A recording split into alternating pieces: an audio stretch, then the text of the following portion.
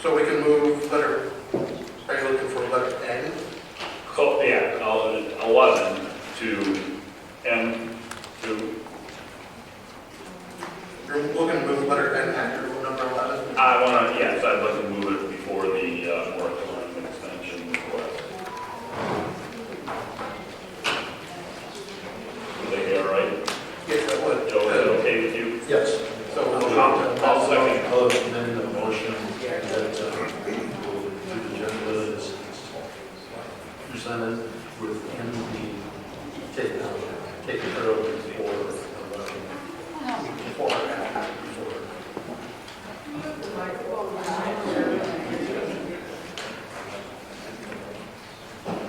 Good. I believe Mr. Marino was asking to move N under after 11. And after 11. Okay. Is there support for the motion? I'll support. I have a motion by trustee Rosio, supported by trustee Marino. All in favor? Aye. Aye. Opposed? Hearing none, motion passes. Approval of minutes.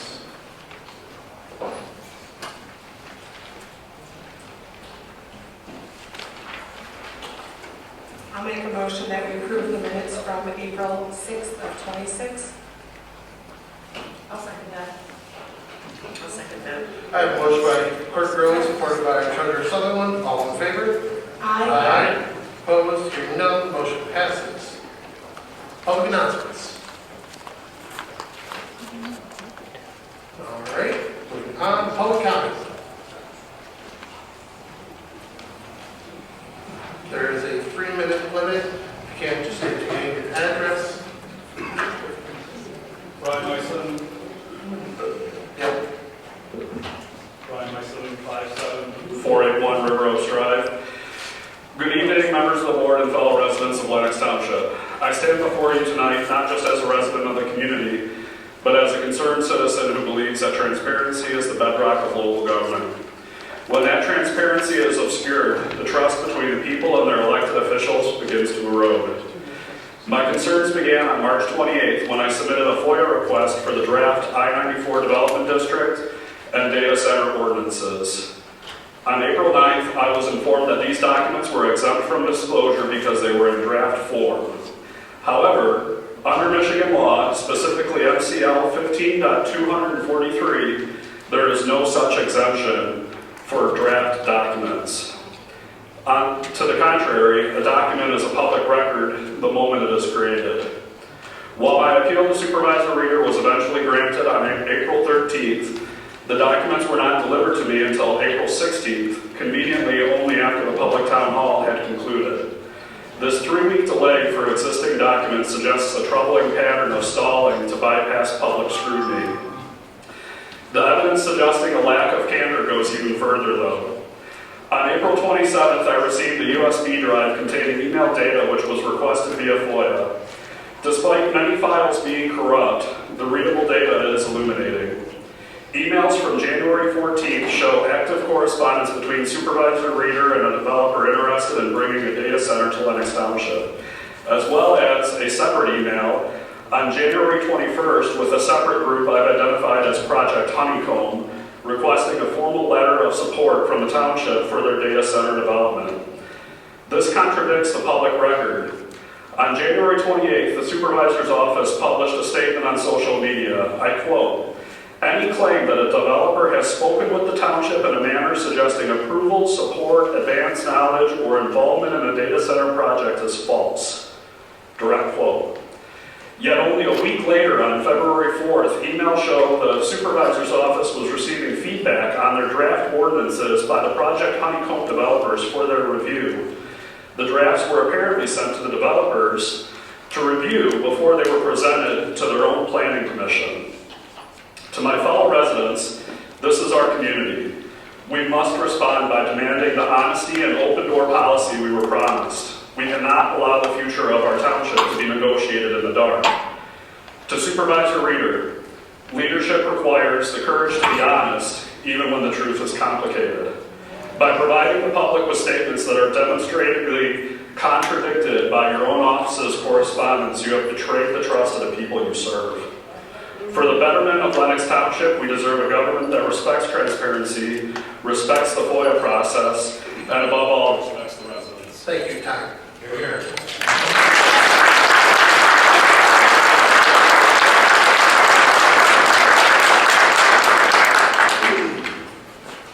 Ready? Hi, my name is John Davidson. I'm a resident in the village of New Haven here. I'm definitely not going to be as articulate as he was.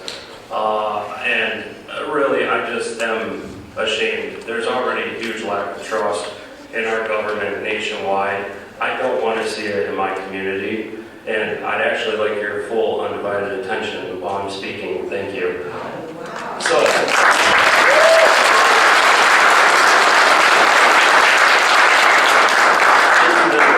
of our government who allows this to happen, this data center in our community or the surrounding area should be booted from the board immediately.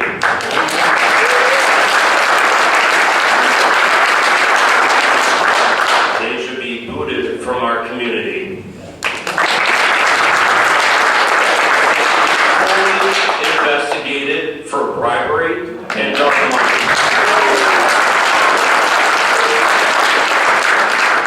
We will not stand for this. We are one. We are a community. We will not allow this to happen. So think carefully about the choices you make, the people you talk to, and what you put in our town.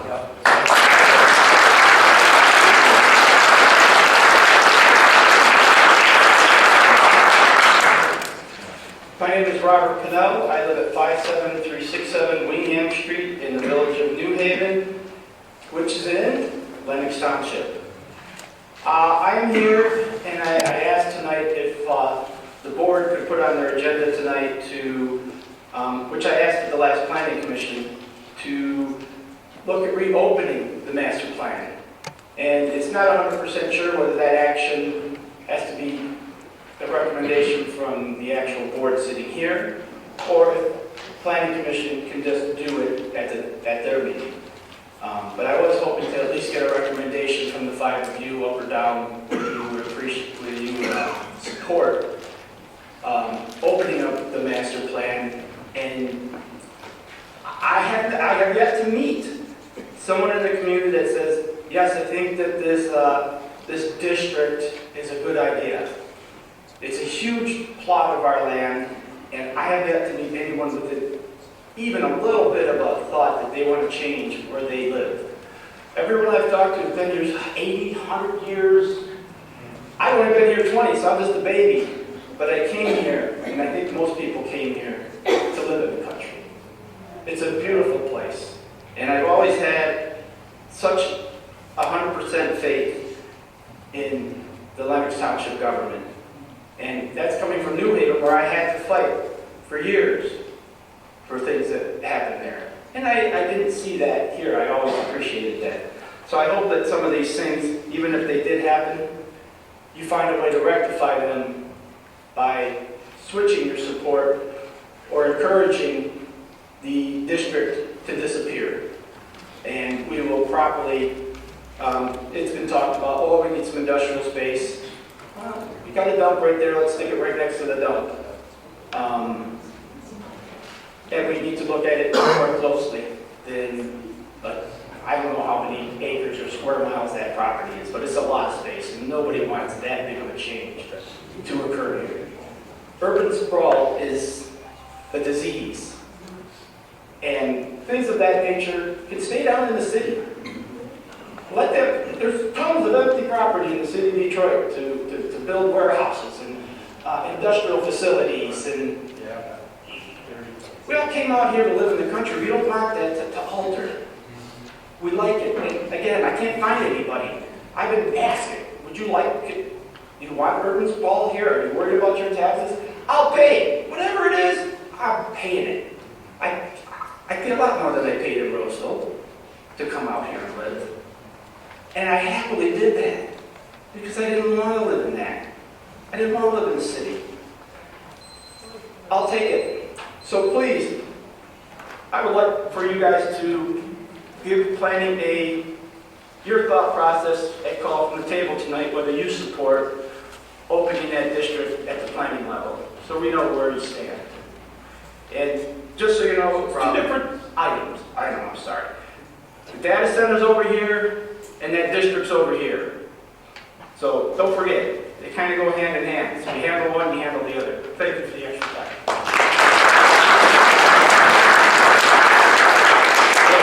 My name is Eric Zarnick, and I live at 10249 Lindsay Road. I am speaking this evening to voice my support for the Planning Commission's desire to extend the moratorium. At the last meeting, at least a few of the commissioners seem to care about their community and don't want to blindly invite an abomination to ruin it. As a highly concerned neighbor, I look forward to engaging in constructive dialogue with these commissioners. The commissioners need to carefully take their time refining the data center ordinance so that it truly has teeth, more forcefully strengthens protections for the human rights of nearby residents, and isn't a joke that a tech mega corporation or a compromised government official can simply ignore. Thank you.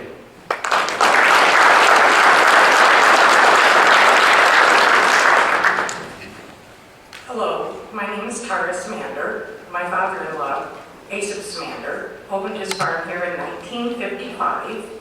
You all let a dump in, it ruined our well, our animals died.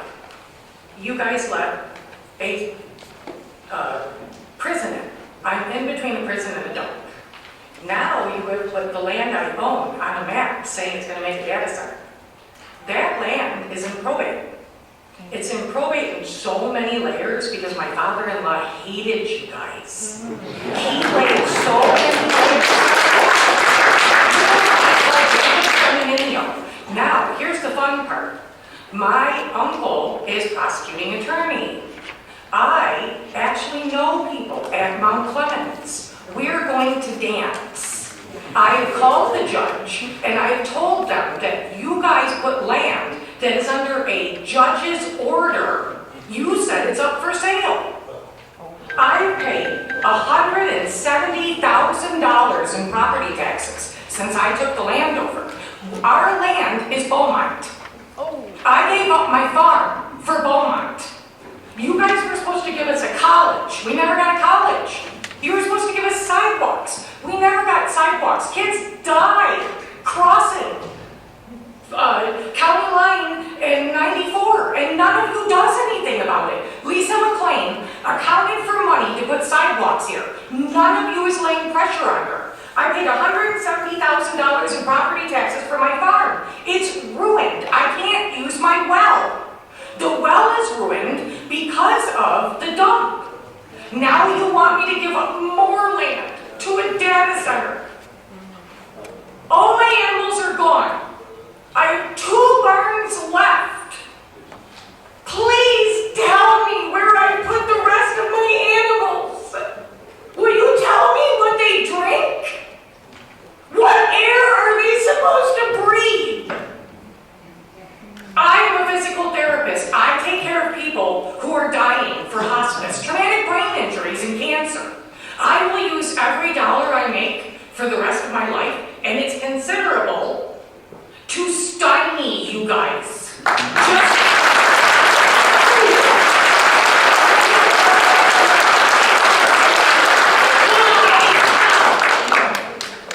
I'm not going away.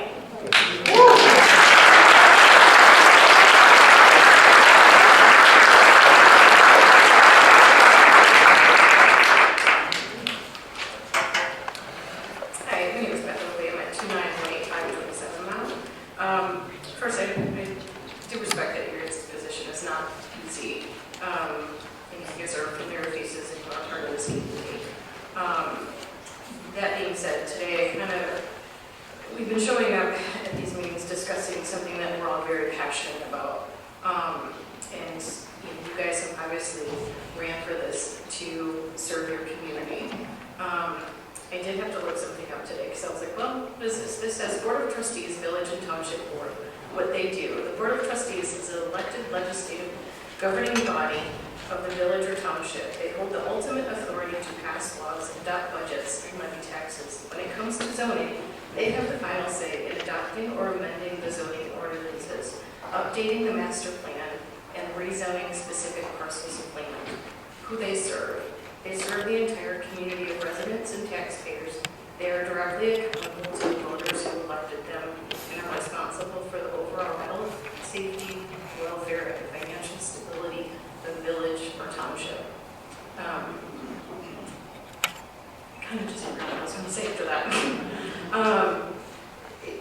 obviously this is something that your community that you're a part of does not want. And I came here today and I'm like, I think it's kind of a decision of who you want to serve.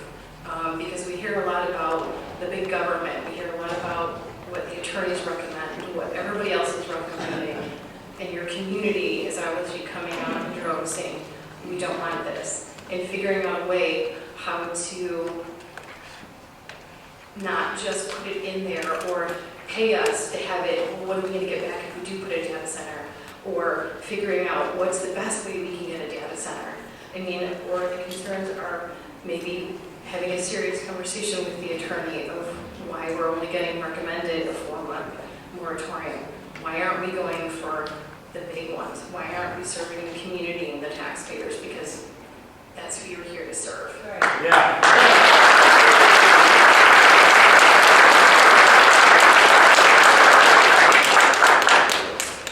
My name is John. I represent the people. I have friends and family who live in Lenox and New Haven. Good evening, board and community members. I stand before you asking that you unanimously approve the recommendation by your planning commission, who also unanimously recommends an 8-month moratorium on any data center proposal. This moratorium would start at the end of the 4-month moratorium you have already set. It was mentioned that the attorney advised against a 1-year moratorium. However, the New Haven Village President has proven that to be false, as you share the same attorney. I must say, I am in disbelief that you would disregard the voices of the people you represent. I also ask that Mr. Rosillo abstain from any votes related to data centers that may be placed on his currently owned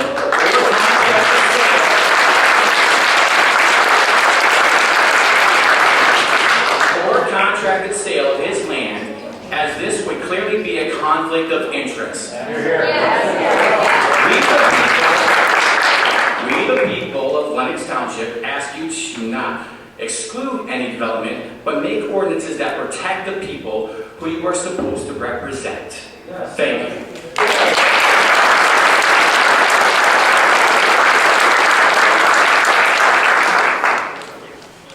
Michelle Driswicky, 31500 Drive.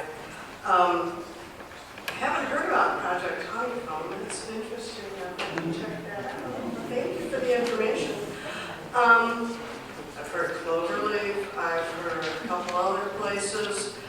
You guys are saying that you haven't been approached at all, which, according to the emails that I saw when I went on residence and Facebook, is a bunch of hooey, to put it nicely. We don't want the I-94 project district. You guys are planning on doing things that we don't want. You're planning on doing an AI center. Actually, you're planning on doing multiple AI centers, which isn't cool. You're throwing us under the bus. You're ruining our property. All of our property is going to be contaminated from all the wells are going to be gone. Our property is going to be worth squat. You need to think about that. All of our property is going to go down to 0, which you're going to have. You're thinking people are up in arms now. Just wait. You also need to think about, if you do put these things in, having them have extensive fines instead of just a little slap on the wrist for items that are not approved. It needs to stop. You just need to end it right now and just extend the moratorium, or just flat out say no tonight and get it over with.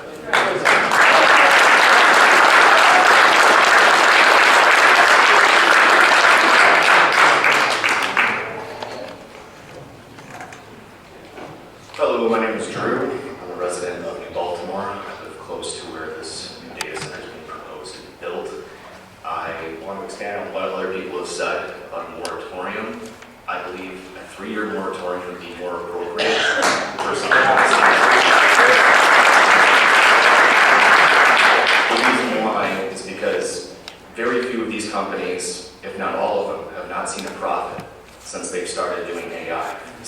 volunteer, which only make money funding miserable organization. Now, if you allow this to happen, these companies aren't going to pay you guys. Whatever kickback you think you're going to get, 3 years from now, the money of these companies is going to be belly up. They haven't turned a profit. 18 months.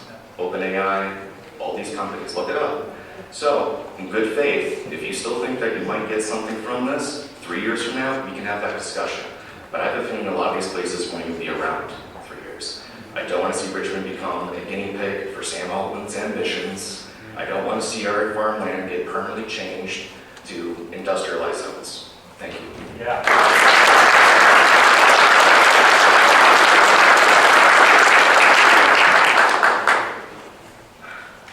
Good evening, board. My name is Ariana Welsh. I'm here because the residents of Lenox Township are being subjected to a pattern of official misinformation and a calculated effort to bypass transparency. I am specifically addressing documented misconduct by the supervisor and deputy supervisor, and am formally requesting that the board place a resolution of censure on the agenda for the next meeting. Yes. On January 28th, the supervisor's office issued an official statement claiming unequivocally that no data center project had been discussed with or endorsed by the office. It was a blatant falsehood. Publicly available records produced through FOIA show the supervisor was personally emailing developers about a proposed data center as early as January 14th. By January 21st, both he and the deputy supervisor were reviewing a, quote, model township letter of support from the same developers. To claim no such proposals have been received while calling legitimate developer contacts the rumor mill is a direct violation of the Lenox Township conduct policy, which prohibits falsifying or omitting information from public record. Furthermore, the supervisor issued a tactical gag order mandating staff direct any questions regarding data centers to the supervisor's office for a streamlined and persistent answer. Meanwhile, the deputy supervisor used his private business email to receive ordinance language directly from developers. This is a clear attempt to bypass the township clerk, who is the legal custodian of records, and to evade transparency. It cost the taxpayer approximately $450 in personal expense just to bring this dishonesty to light. Information proving officials are misleading the public should never be hidden behind a paywall. Because this information was intentionally suppressed, the $450 charged for that FOIA should be refunded in full. I am following this statement with an official written request detailing these violations. I urge this board to issue a formal censure and public reprimand at the next meeting. I also ask that every single email produced in that FOIA, as well as any additional messages through today's date, including those containing the words data center, abbreviations or acronyms of such, be posted to the township website immediately for full public review. These records already exist. There's no excuse for further delay. The residents are aware of the facts, and we need to see this board take action. If any of the board members stay silent, it'll be seen as an endorsement of the behavior and abandonment of your own oaths. Thank you.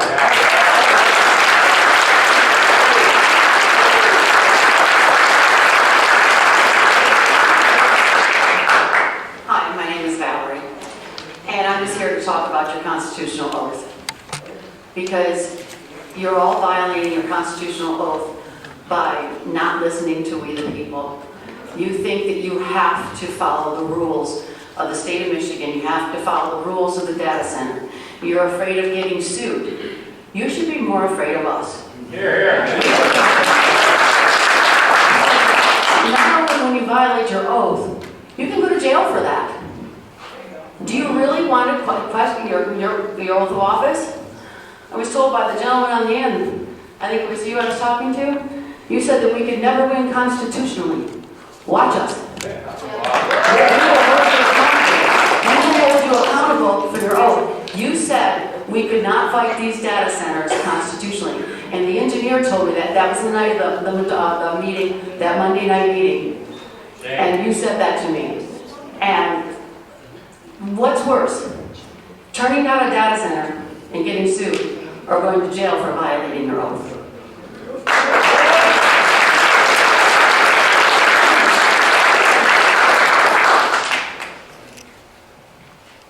Hi, my name is Mrs. Chabot. I think it's becoming glaringly obvious that no one in this, well, the majority of the people in this community do not want this. I would hazard a guess that the only people that are pushing for it have some stake in it, financially most likely. And I would almost guarantee that if this were to happen, those people with a financial stake in it are not going to be living in our community once this goes up. Okay, they have the ability to move.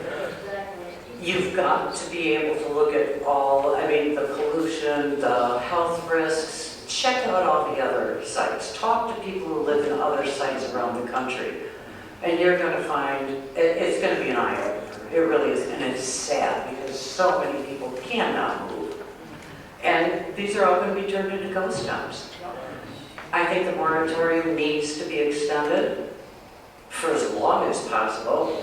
And I also did a little side factor. If anyone is interested in signing a petition to request this township to rescind the I-94 industrial district, it's circulating on Facebook, and I have a link at the back of the room that you can all scan and go ahead and vote for that.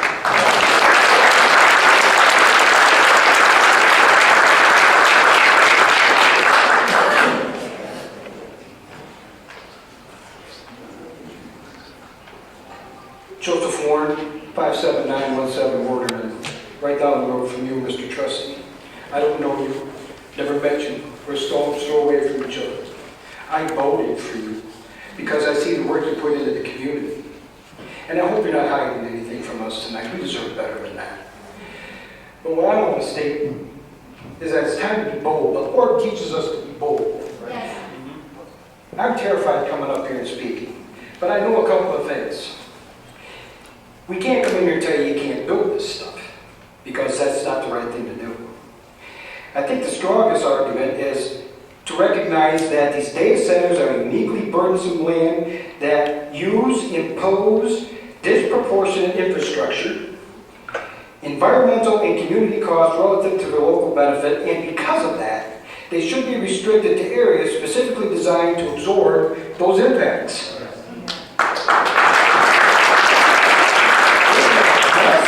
Grid impact. Low local return. A single hyperscale data center can pull as much power as tens of thousands of homes. Tens of thousands. I'm just kidding. That means what? New substations, transmission upgrades, real grid strain. And what do we get in return? Anybody? Very few long-term jobs, one, and limited local development economically. How about a Sam's Club? How about a retail center? How about a sports complex? Water park. Water park. Wake up. Water consumption and cooling strain. A lot of these facilities rely on evaporative cooling. We're talking millions of gallons of water. Millions. We got this water laying around here, ladies and gentlemen? No. In a state that deals with drought cycles, I think that kind of matters just a little bit. You're allocating scarce water resources to low employment industrial use instead of housing and or diversified economic growth. Where is it out here? And the people who've been up before me, my heart breaks for that lady. Do we have any compassion around here? I like it out here. I moved out here 13 years ago from Chesterfield. I love it out here. I live right up to Wetzel Park. Got my own great land, and now I got to hear this stuff. I got to put up with the land base over here when the wind shifts. Everybody smells the horse dung. Thank you. Whatever else is floating. How did he get turned off and others did? Let him talk. Let him talk. Talk anyway. Talk anyway. Sir. I just pray, and I'm a praying man. I pray all the time. And I pray you do the right thing for this community. And Joe, one day I'd like to come down to your house because I'm within walking distance, knock on your door, and have a beer with you and talk some stuff. You're welcome anytime. I'll be knocking. I'll be right down the road.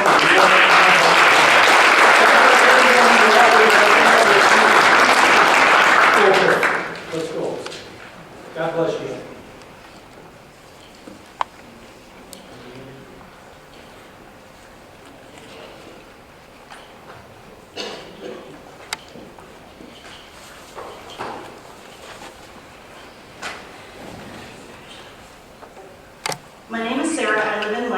for 20 years.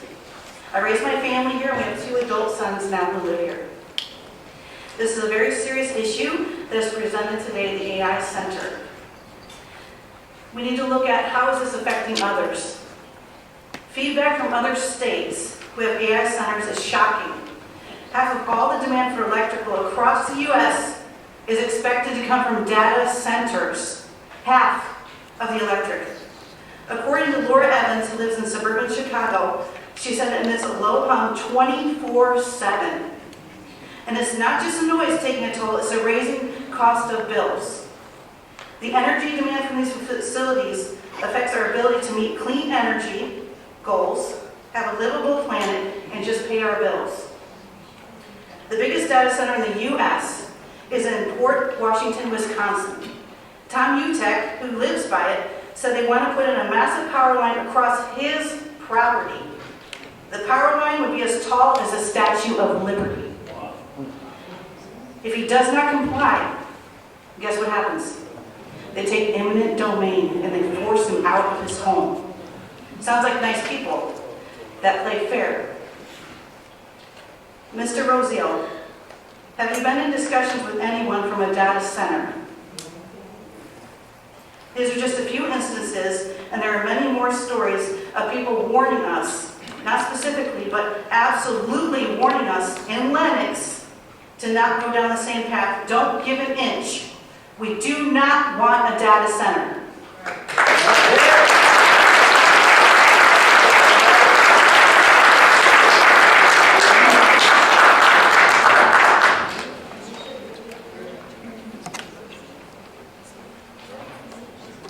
Hi, Vicki Boucher, 31 Mile Road.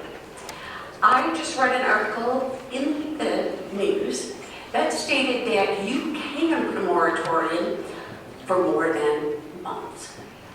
The city of Ypsilanti just put a moratorium on data centers for 1 year, and it can go as long as 5. So with that being said, I very greatly appreciate that you do that. The second thing is, there is many instances in Lenox Township, and maybe some people are not aware, there have been some questionable things that have happened in Lenox Township in the last 40 years that I've been here. One, the city of Richmond took eminent domain on parcel, 2 parcels, and 31 Mile to put their sewage treatment plant. They condemned the property. So the people who own that property no longer have access to it for building or selling. There were some questionable things when they brought in the landfill. There were very questionable things that happened then. And as a matter of fact, some of the people, instead of being recalled, resigned and left town. Anybody remembers that? The other ones stuck around and there was a recall on them. So I'm just saying that things can happen that we can't stop, but we can help you stop it. So please take that into consideration. Thank you.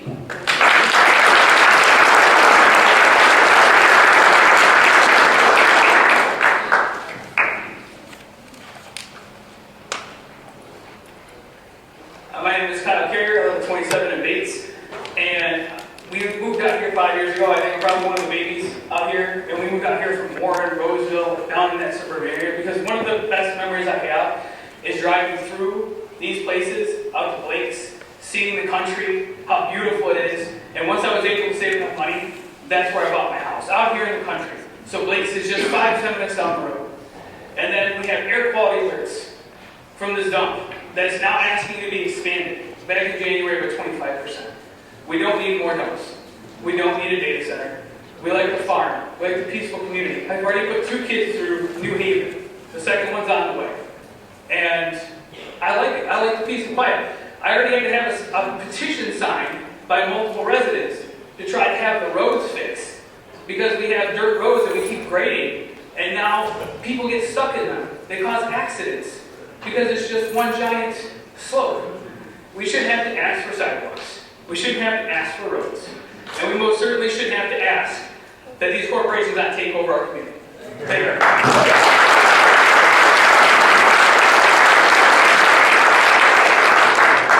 Hello, Board. My name is Travis Olip. I live on 58157 Thomas Drive. I do apologize. I have nothing prepared, so I will kind of do this off the cuff. But real quickly, out of all the proposed data centers across the state of Michigan, I believe the only one that's currently in production is over in Saline, Michigan. Already, there's a lot of input coming from the consumer or the community in that area of not liking what is going on. My biggest concern that comes with that is we do not know. We can have all these proposed conversations about what costs, what electricity increases, what water price will increase. We are already struggling as it is as a community to pay for our electric bills, our water bills, everything with prices being as high as they are. The moratorium needs to be continued as we can kind of look at, even using Saline as an example, to see what their bill cost raises go to. So we are not hit with giant bills that we no longer can pay for. I do not want to be being bought out of my first home as a young homeowner just because they want to use the area around my space. Thank you guys for your time. I appreciate it.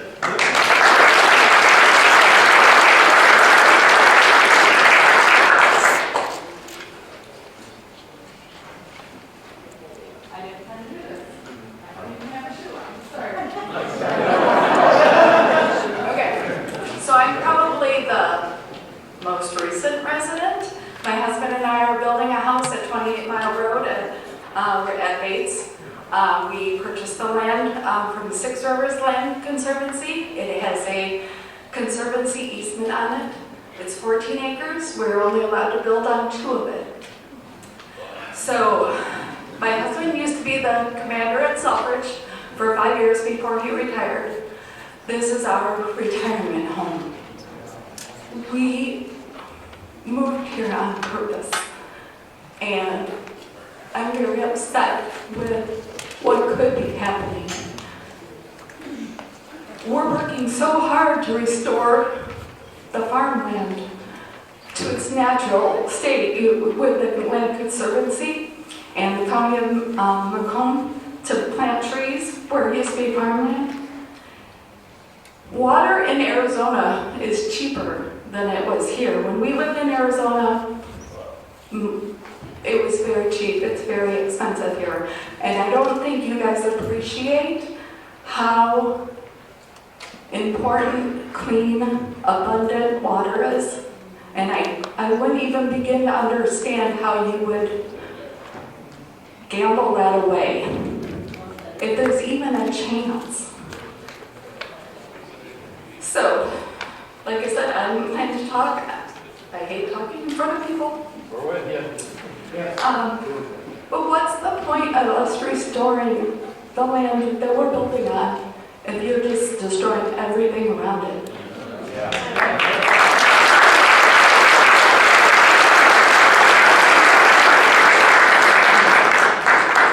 Hi, my name is Susan Sopranik. I live in New Haven in the Amherst subdivision.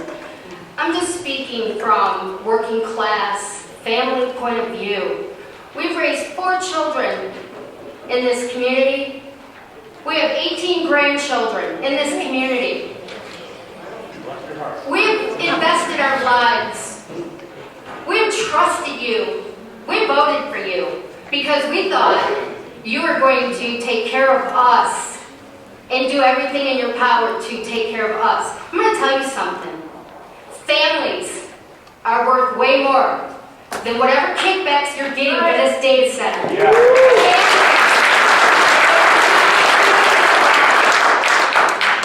And families are going to give back way more money than that data center is going to give to you. You think you're going to get something. You know what you're going to get? You 5 are going to get immediate satisfaction. But the rest of us are going to have generational health issues. We're going to have no water. The ecosystem's not going to survive. Our honeybees is what feeds us. That vibration, they're not going to survive. The wildlife is going to be confused by the heat that these data centers give off. I did some research. 5 million gallon water in a 24-hour period. That is 7 times the amount of water that goes over that Niagara Falls every second. Are you kidding me? When you guys wake up in the morning, what goes through your minds? And if you live here, maybe you have the money to get out, but my husband and I, we are self-employed, dueling piano players. We travel the country to do work, and we're in all the Midwest cities. North Dakota, we just spoke to their city council. They ran people like you right out of town. Yeah. No way to send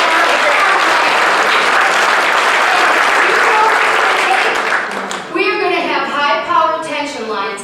The little bit we have now, that's going to be nothing. What are you guys thinking? You're going to sell us for maybe a $25,000 kickback? Is that what you're going to sell us for? Because I'm going to tell you something. I'm sure every one of us in here will gladly hand you personally $25,000 a piece to say no to big conglomerate. Why are we letting them come in here to win us? Why? You are part of us. Do you look at yourselves in the mirror every morning? We're putting grandkids on a school bus. And you guys are sitting here thinking, how much money am I going to give for 13,000 acres I've been sitting on for years that I can't do anything with because of the landfill that we approved years ago? Thank you.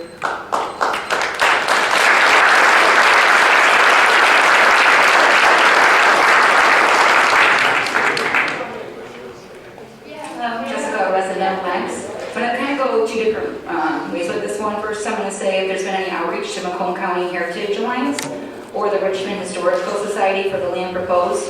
I know ancient artifacts have been found around this area. It would just be disheartening to know that you were building over secret land of those before us. And I'm also going to formally ask tonight for Anthony Reeder and for Mark Grabo to resonate tonight. Thank you.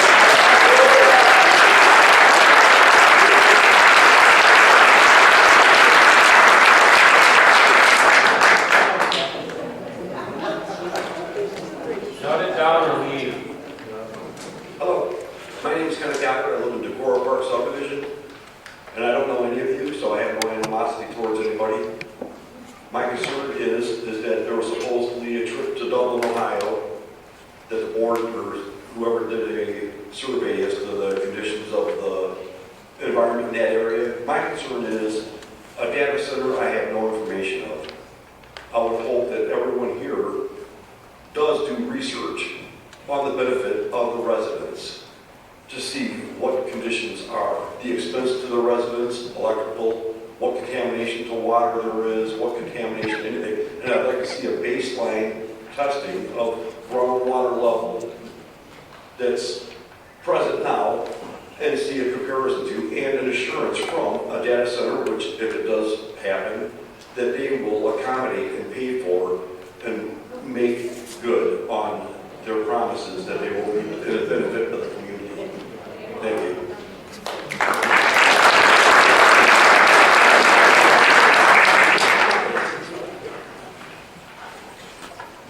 Lauren Harden, I didn't plan to speak today. I am a resident of New Haven, so I do apologize I didn't have anything pre-prepared.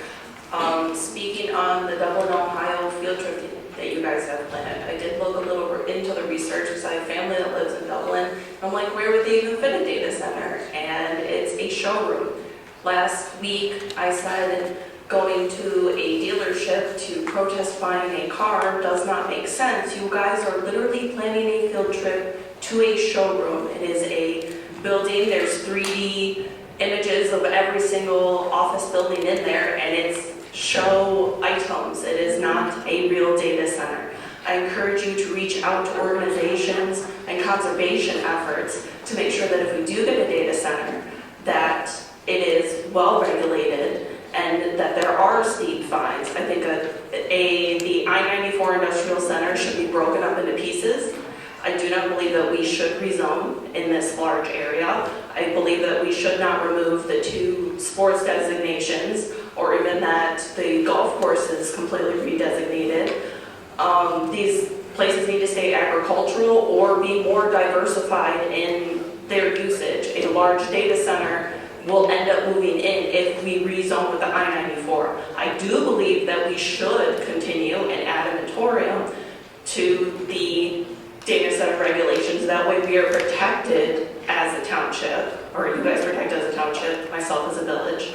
But I do not believe that there should be a rezoning. And as we are fighting this, we need to remember that these are two separate things. We need to extend the moratorium, and we need to, like we said, like Robert Cannell said, open up the master plan or see what we are looking at with the master plan, or just not rezone and protect ourselves for data center. Thank you.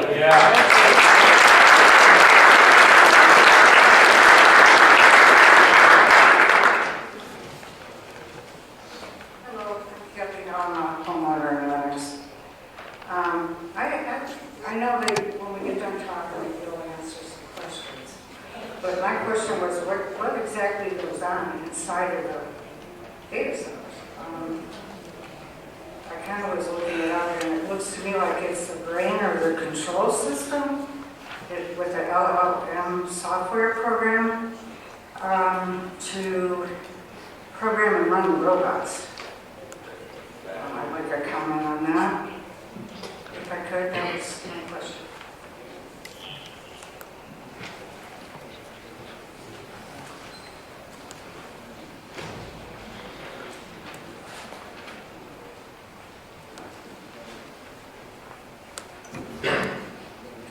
Hello, my name's Joe Halford.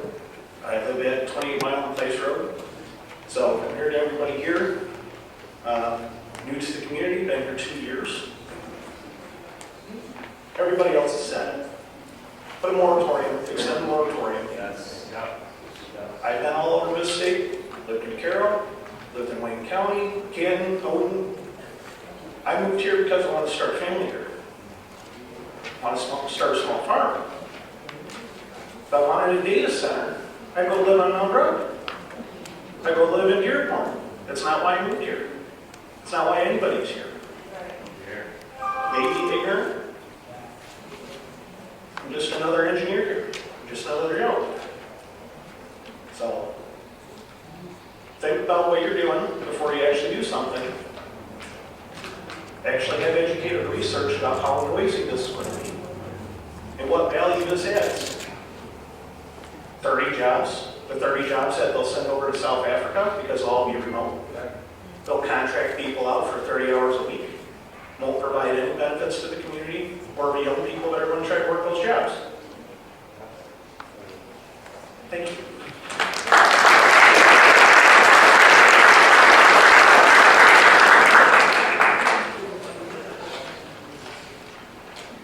Good evening. My name is Kirsten Little. I live in Baltimore, but my grandmother lives on 27 Cross in Lenox. I have grown up going to her house every other weekend, consistently sleepovers, and through my childhood, I've seen the dump grow larger and larger at the end of the road for years. I've seen the mire be put in.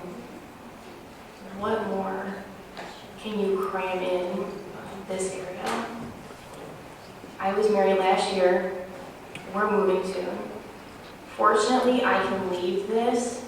My grandmother cannot leave her home. People here cannot leave their homes. You can leave your homes. Please consider extending the moratorium. Consider your families, your grandchildren, their futures, and not yourselves.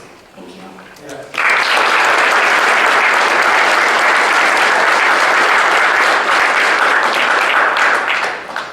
Consider the people you work for. You should appreciate how civilized we're being. Hi, my name is Alice Hoffman. I've been in this place my whole life. I didn't plan on coming up and saying anything, but my grandparents came out here in 1940. My dad, he was away with Benjamin. My parents had passed away, and that land is all I had with them.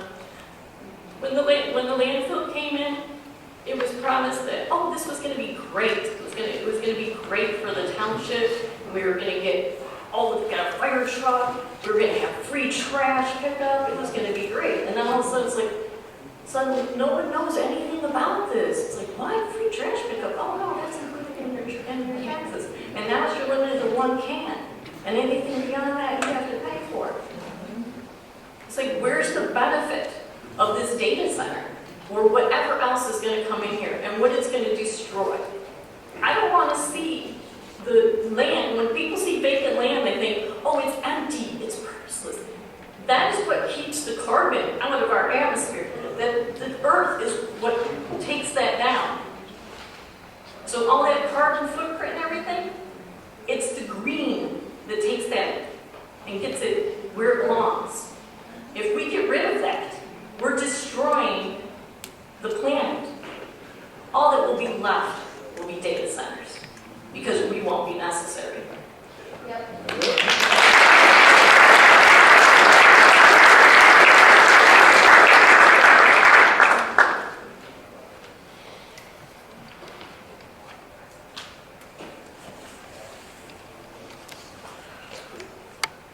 All right, seeing how this no one's up.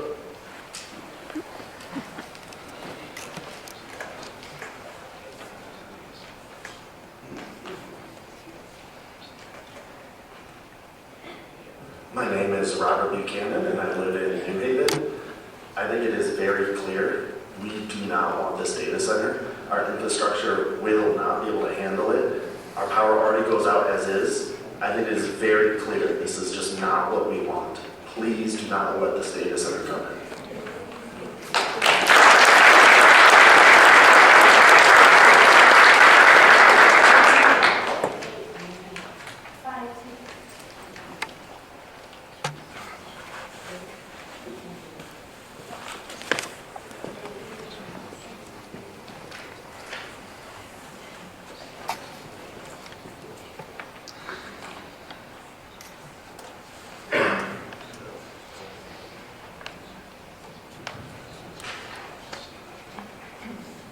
I too am not a public speaker, but Robert Connor, 61-270 Elm Road. All I ask you guys is, you guys took an oath. You have a moral and ethical responsibility to fulfill that oath.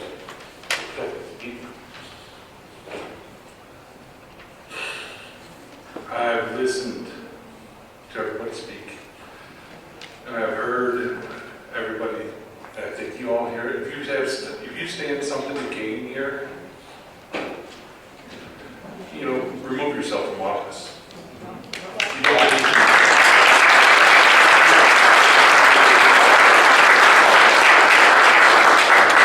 Right, and if the best way to fight the data center is to rescind the development project altogether, rescind it. Yeah. Start that process now. Here, here. Get it started.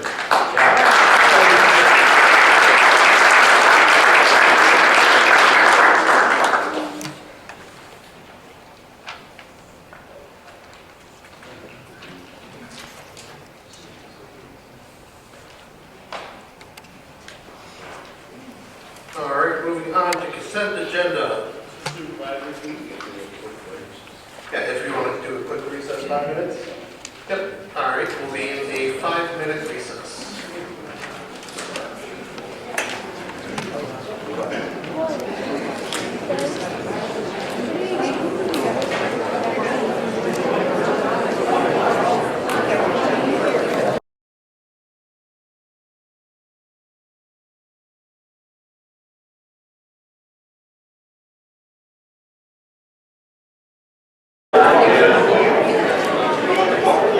Moving on to consent agenda. All items listed under this consent agenda are considered routine by the Township Board and will be enacted by one motion.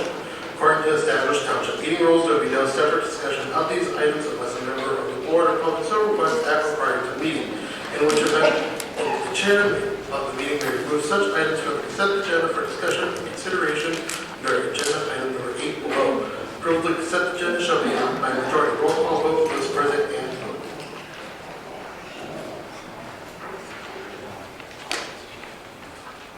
With that, the order and bills for the month of April are $755,095.84.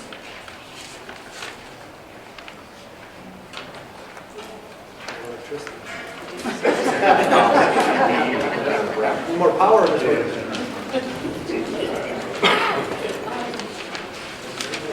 I'll make a motion to approve the check register of Lenox Township for $755,900.84. I'll second. I have a motion by Treasurer Sutherland, supported by Trustee Rosio. May the Deputy Clerk please call the roll. Sutherland? Aye. Rossio? Aye. Marino? Aye. Gurley? Aye. Reader? Aye. All right, item removed from consent agenda, UHY LLP 2024-2025 audit report.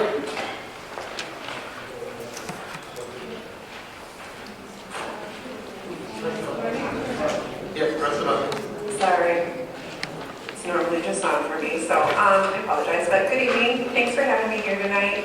I'm Karen Shafiq, and I'm just going to give a really brief overview of your financial statements and the audit report for the year ended June 30, 2025.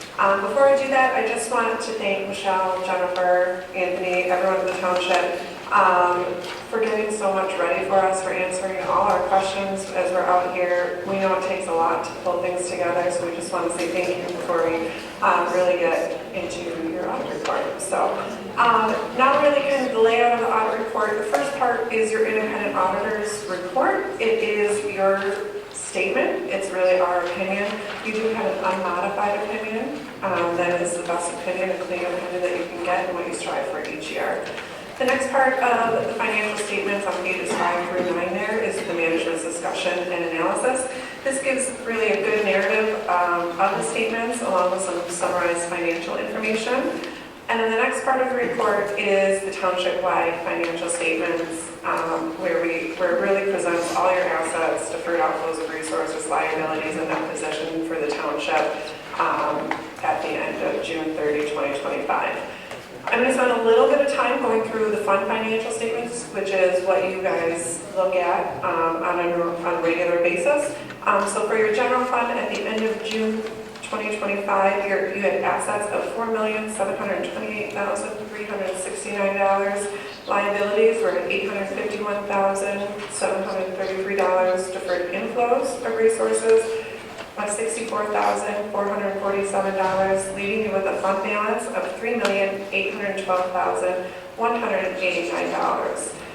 For the activities of the year, you had total revenues for the year of $1,848,985. Total expenditures were at $2,448,033, and other financing sources of $1,016,200. Leaving you with a change in your fund balance of an increase of $417,152. Of your fund balance, there was $37,232 of non-spendable fund balance, and the remaining over $3.7 million was unassigned, which really you can use for general township purposes. We do have special revenue funds as well. So for the year ended June 30, your road fund had a change in fund balance of an increase of $158,816. Your fire fund had an increase of $339,688. Your PTA revenue fund had an increase of $1,991,257. Your liquor law enforcement had an increase of $5,592. And your monitoring fee fund had an increase of $2,411. So at the end of June, the fund balances of each of those funds, your road fund was over $2.3 million, your fire fund was over $2.5 million, your PTA revenue fund was over $20.1 million, and your liquor law enforcement fund was over $67,000, and your monitoring fee was over $57,000 as well. You also have the debt service fund. For your Chapter 20 drain, that had an increase in your fund balance of $2,025, giving you a fund balance of $37,776. Then really onto your enterprise fund, you do have a water and sewer fund. During the year, for the year, there was a change in your net position of $671,232, which left you with a net working capital actually at June 30, 2025 of $336,882, which was up from last year of which was $252,345 at the end of '24. Those are really kind of the highlights of your report. There are also a couple letters that are included in the binder packet that I left up at each of your seats. There's a report on internal control as well as an audit communication letter. Any questions? Yeah, I think so.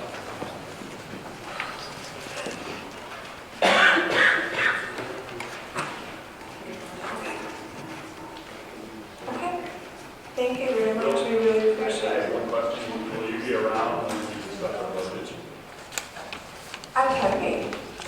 When do you, are you doing I that? haven't had a chance to look this up Okay. yet, so. Yeah. I'm available for any questions anytime, so I can, I don't know if I have an updated card. Our office actually just moved today, so I don't have an updated card, but if you guys can share my info, that would be wonderful. So, yep, absolutely. Thank you. Thank Appreciate you. it. Thank you. Alrighty, moving down to new business. Item A, fire department truck repair request. Mr. White? Mr. Supervisor, members of the board, tonight what I bring before you is just a repair required to one of our engines at the fire department, our engine number 1. Our mechanic service that we employ to keep our fleet operational found an issue with regard to the DEF tank on the engine. Everything is going up in price. Department heads have the authority to expend up to $2,000 on these kind of things. Unfortunately, this repair will cost $2,971.80, and so I needed to bring it before the board to get this completed.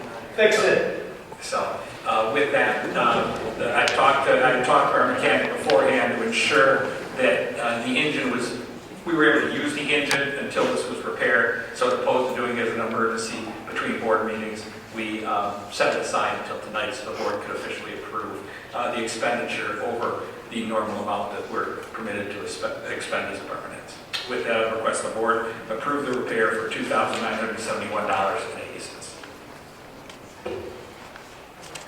A motion to approve the fire department truck repair at the cost of $2,971.80 through Burby's Diesel Repair LLC as recommended by EMS Director Jeff White.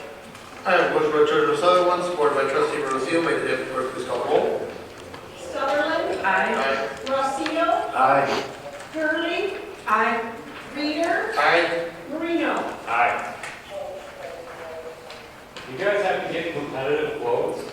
All right, moving down to item B, roadside installation proposal.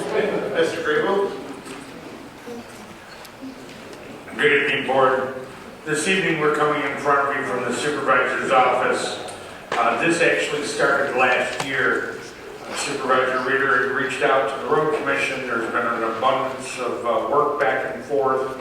This took quite a while for us to try to get things in line. And Macomb County Roads clearly states that these roads belong to them. We went back and forth. We worked with Corporation Council. We worked very hard trying to preserve and save these dirt roads. In part of that process, it was for us to actually restrict the use of the dirt roads to delivery services only and non-transient trucks. These trucks would be semis coming across all kinds of dirt roads, cutting around, hiding through the Gratiot, hiding from the Gratiot corridor to avoid motor carrier enforcement. We went through the process. We finally got approval from Corporation Council at Macomb County to enforce and enact a ordinance for that operation to keep the semis off the back roads and preserve and save those roads. I can't tell you the number of calls, complaints, concerns that we get from residents throughout the years. With that, we were able to enact the ordinance, bring it forward, the board passed the ordinance. Part of the ordinance requires it to be rectified for 30 days, and then we're able to erect signs, which is mandated in the ordinance. With that, we have now got the final approval back. We had looked at a number of different things, trying to work with neighboring communities, and we went out and got several different quotes. As you see this evening in front of you, there is quotes from Action Traffic Maintenance. For the last couple of times, we went back and forth with them. We've got different quotes from them. We also have a quote from the Village of New Haven. This evening, we are recommending, based upon the removal and the quote, to come forward, we're asking for the board to approve the installation of the road signs along with traffic speed signs and additional items through a grant program that was processed through Public Safety Director Jeff White. Our total cost at this point in time, we are looking at an estimated cost of $21,280 to install the signs throughout all the dirt roads on each end of Lenox Township. With that, I'll bring it back for any questions or comments. Once these signs are up, the ordinance goes into effect. Macomb County Sheriff's Department will start writing tickets to semis that do not have business on those roads. And they must have a manifest. With that, any questions or comments? I'll bring it back to the board.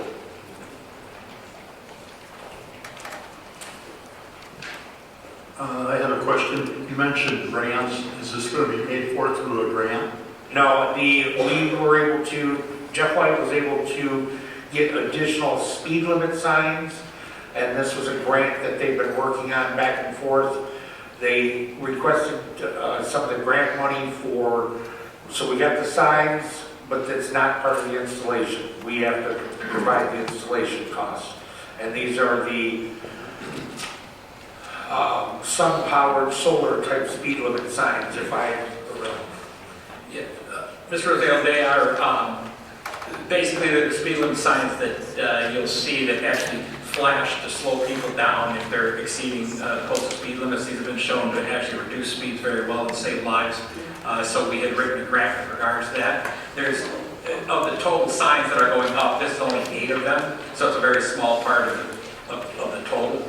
The rest of the signs have to do with the other matters mentioned by the deputy supervisor. So I just asked if while they were doing it and knowing, our public service, Department of Public Works is very, very busy. I just asked if we could add these 8 signs to the proposal while to get them installed.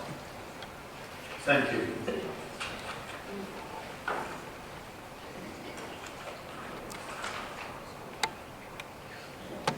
One other question, Deputy Supervisor. On the paper from the Village of New Haven, it says $5,384, and then there's also an addition of $10,723.20.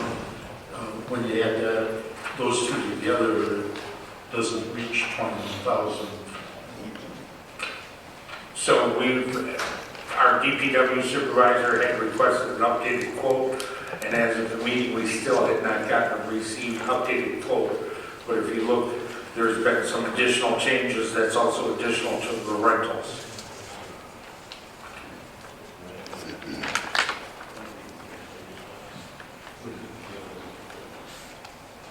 Thank you. You're welcome.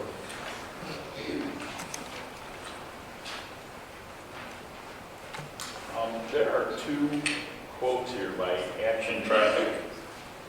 If you look, Trustee Marino, look at the dates on them.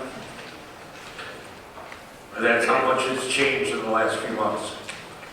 Okay, so the 21,000, so the one for 16,000 went up $4,000. Went up to 25. Correct.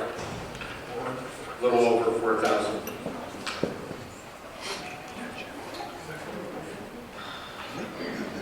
In how short of a period of time? I want to say about 5.5 months. There's been a change. The right-of-ways, you have to get all of the right-of-ways, the additions, they come out, Mistake comes out, does all the staking of these signs. We have to verify with the road commission exactly where these signs can be placed. The roads all the way past the ditch lines, as we all know, from the center of the road, depending on what it is anywhere from 60 to 90 feet. So they come out, they stake the locations, they gotta be breakaway signs, they gotta be able to, in a road accident so that they don't kill them. So these are all these things that get put together. The cost, our own DPW couldn't even, we have to bring them in on Fridays and the weekends, we're gonna exceed that number. Plus we have to rent equipment in order to do it on our own. Okay, but New Haven is like $10,000 less than, We're still waiting for that updated quote. As we're waiting for an update. we waited for quite a while from Mr. Trombley. I know he reached out asking them, because if you look at the quote, that was since October was the last quote we got from them, and they had asked for another quote, and we still had not received that. That last quote that you have in your hand was from October 30th, 2025. Trustee Marino, I actually called twice last week to get that quote updated and have not received anything back, so.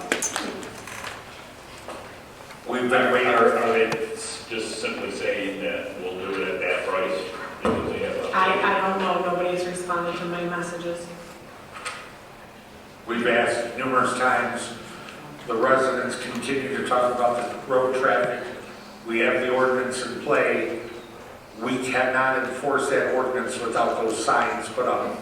So you will have semis, garbage trucks, everything coming down the roads. I'm not for paying an extra $10,000 for something that can possibly get done by New Haven, which is in our community, or part of our community. So I would say let's table this until we get finalization from New Haven. Indefinitely then? Because Not indefinitely, no. Okay. But obviously, if Action Traffic wants to increase it over a 4-month period of time by $4,000, I'm not quite certain that this is a company that we want to deal with. And you only have, the problem is we have a very limited number of companies, and our DPW supervisor can attest to that we have tried numerous times to get numerous quotes throughout the community, the last several months. And these are what we've gotten back. And as Clerk Gurley stated, she's reached out to DPW in New Haven a couple of times trying to get these updates. We didn't want to bring these half quoted to you, but we also know we have a item to get back to the I residents. understand that there is a pressing time for this. Right. But it is $10,000 difference. Is there a difference between the flashing lights and regular signage? I'm not quite certain exactly what they're putting up. Regular I was told that they were regular signs. That You have regular signs being put up that are no truck traffic signs that are required on each end of each dirt road. And then you also have the 8 additional, now there's 50 signs being installed for that. They all have to be put in, mounted, posted, breakaway checks, staked, through mistake, and then you have the 8 additional speed limit signs that were added to it. This thing comes out within a couple of days and states everything. I mean, Correct. It's not a huge problem there. What I don't understand is, okay, are they, the signs that are lit? No, Do they Mr. need electricity? Mr. Marino, I'm sorry, let me clarify. There's 2 different types of signs going up here. The first signs, the 48 signs you see on the first piece of that, are regular, illuminated by headlights, reflective signs. Right, they're just regular No signs. truck traffic, right, there's 2 signs to each post. So that's 50 signs throughout the township. Then you have 8 illuminated signs that talk about your speed limit that are put on separate roads like New Haven Road or wherever the Macomb County Sheriff's Department and our Public Safety Director have pinpointed for those speed traffic signs. So you have a couple of different things going on, trying to get these signs installed. Keep in mind, one of the key items is in fact the trash trucks coming and going. And what they do is they attempt to avoid our motor carrier enforcement. So that is the restrictions and removing any semis off of dirt roads. I understand your concerns, but we're also at the same time, we keep asking for these quotes.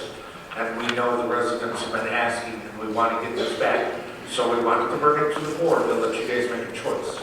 Yeah, Joe, I believe you asked about power. I believe Jeff did previously state that the speed limit signs are solar. They're solar. Got it. Okay. So there's nothing really that needs to be wired in, there's no... No, sir. Just those solar ones. So they're literally slamming these things in the ground and putting a sign on it. I gotta go with the lesser expensive bid. I would say, call up New Haven, tell them they won the contract. They put it in. But it says right on there that it's only good for so many days. I mean, I'm okay with tabling it and giving them so much time to respond to me, but, you know, I have called the city offices and left messages. I mean, I'll call again, I don't have a problem with that, but how long are we gonna wait for them to respond? Well, why don't we just table it until the next June meeting? Okay. Cam, see if you can get more quotes as well. Yeah, I would like to see, you know, I mean, if the village doesn't want to do it, that's fine. But if, you know, if we could get other quotes other than one guy saying, no, I increased it by $4,000 just because you guys took too long. Right. I'm sorry. I would love to say that in my business. Yeah, right. So then we'll table, I make the would make a motion. motion to table Okay, this until the next meeting. I'll second. I have a motion by trustee Marino, second by Clerk Gurley. May the deputy please call the roll. Marino, Aye. Gurley, Aye. Rossio, Aye. Sutherland, Nay. I'm sorry, I lost my place. Reader, Aye. All right, moving down to item C. Macomb County Department of Roads 2026 Dust Control Program Proposal. Mr. Grabo. All right, good evening, board. This is back in front of you this evening, requesting you to participate in the yearly dust control program. Macomb County Department of Roads automatically applies 2 applications of well brine at no cost to the township. Additional applications are requested. The township is required to pay 100% of the well brine expense, with Macomb County Department of Roads providing all labor and equipment to the road gradings without charge. Should the township choose the Macomb County Department of Roads to apply additional applications on well brine, please indicate on the enclosed contract. This is due by May 4th. Return the check. As you see on the back of this, the brine program 2026, approximate local gravel roads that we carry within the township is 54.4 miles. Application rate is 3,000 gallons per mile at a 0.29 cost per gallon. Their estimated cost, $47,328. If we add the 2 additional applications, if needed, the total cost would be $94,656 for the additional applications. Typically, we start applying the first application in May. We look at the very end of June, beginning of July for the second one. We look at mid-August for the third, and then late September if we need it for the fourth. Did we use all of them last year? We use 3. We do keep that in advance. We authorize 2 additional. Right. 2 additional. So we had 4 altogether. Correct. Correct. So we didn't use all 3 then. I'm sorry. I think we contracted to do county always gives us 2. Right. The first 2. We always typically put 2 more in the load system ready to go. I got you. So the answer to all. When, can you repeat the dates? So typically, based upon the time frames, and depending on how dry it is, the county works and makes decisions. Typically, it's somewhere around the end of May, the end of June, beginning of July, there's a fluctuation, mid-August, late September. That's typically when we see them make the applications. And they obviously look at the weather. It's based upon the weather, and the bad part is, you know, they put the applications on, and 2 days later, all of a sudden, the rain pours, and, you know, so they do try to be very careful of what they're scheduling, but that is the process.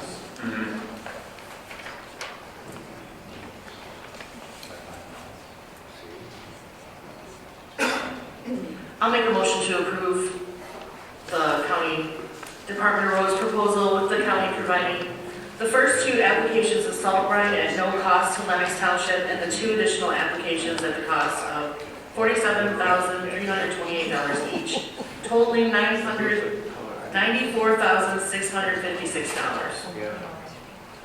I'll second. I have a motion by Treasurer Sutherland, supported by Trustee Marino. Will the Deputy Clerk please call the roll? Sutherland? Aye. Marino? Aye. Reader? Aye. Gurley? Aye.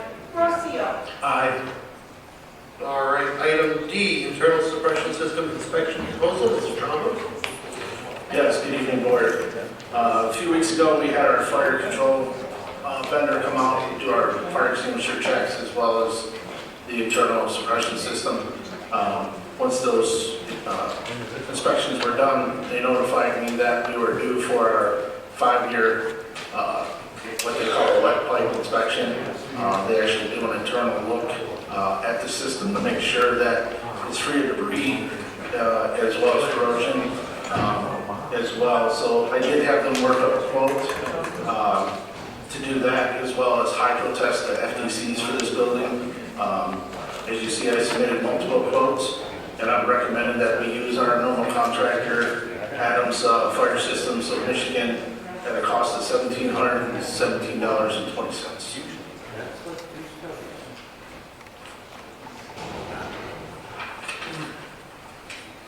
This is a required thing that we need to do every 5 years per the state fire code. I'll make a motion that we approve the Adams Fire Protection of Michigan to proceed with the mandatory 5-year inspections and test proposals to maintain state fire codes in compliance at the cost of $1,717.20 as recommended by the DPW Superintendent. Second. I have a motion by Clerk Rose, supported by Trustee Marino. May the Deputy Clerk please call the roll? Gurley? Aye. Marino? Aye. Sutherland? Aye. Reader? Aye. Rossio? Aye.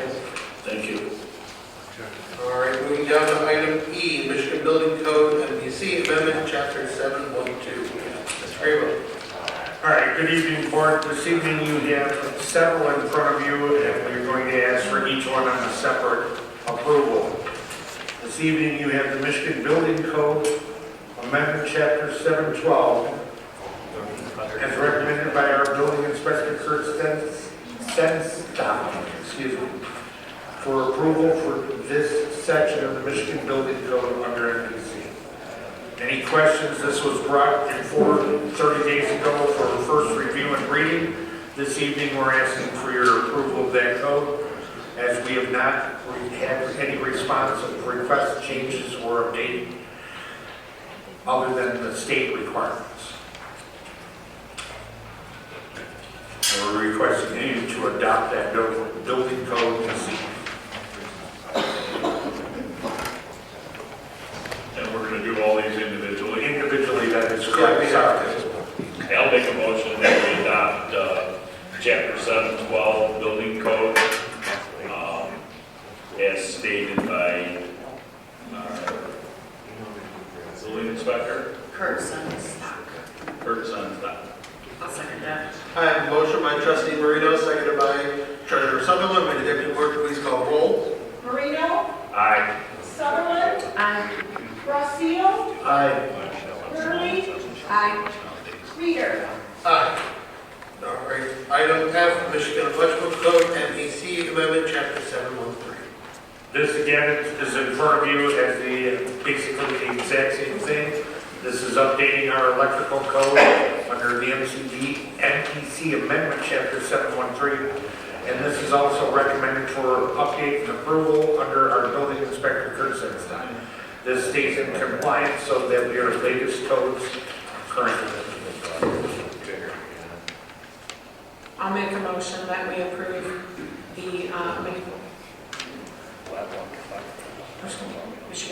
the Michigan Electrical Code Amendment in Chapter 713 as recommended by the building inspector, Kurt Senstein. I second that. I have a motion by Clerk Early, supported by treasurer Sutherland. May the deputy clerk please call the roll.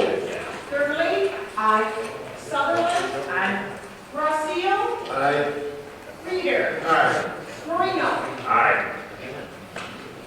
All right. Item G, Michigan Mechanical Code Amendment, Chapter 714. This evening in front of you is the Michigan Mechanical Code, the amendment for Chapter 714. This is request to final approve the adoption of the Michigan Mechanical Code recommended under our building inspector, Kurt Senstein. I'll motion to approve the Michigan Mechanical Code MMC Amendment, Chapter 714, as recommended by Building Inspector Kurt Senstein. I have a motion by treasurer Sutherland, supported by trustee Rosio. May the deputy clerk please call the roll. Sutherland, Aye. Rossio, Aye. Marino. Aye. Reader. Aye. Gurley. Aye. All right, moving down to item H, Michigan Plumbing Code Amendment, Chapter 715. All right, this evening, the final request for adoption is our plumbing code update. This evening, this will update all of our building department codes. We're requesting for final adoption of the plumbing code recommended by our building inspector, Kurt Senstein, for compliance. Motion to approve the Michigan Plumbing Code Amendment, Chapter 715, as recommended by Building Inspector Kurt Senstein. Second. I have a motion by treasurer Sutherland, supported by clerk Gurley. May the deputy clerk please call the roll. Sutherland, Aye. Gurley, Aye. Reader. Aye. Rossio, Aye. Marino. Aye. All right, moving down, item I, Parks and Recreation, Senior Center Staff, wage modification, Mr. Grabo. All right, good evening, board. This evening, I'm coming in front of you with a modification. We were in front of you last month requesting that our part-time person, we modified from occasional part-time, seasonal, to regular part-time. When we did that, we inadvertently forgot to discuss the wage increase. Since last year, when we hired this individual, she has been attained at 17 per hour. We're requesting her to be moved to 18.42 with the rest of the staff to be compliant for that area. At this point in time, we're requesting the approval to be effective as of 4/6/26, when she was approved to be moved to a part-time status instead of a seasonal status.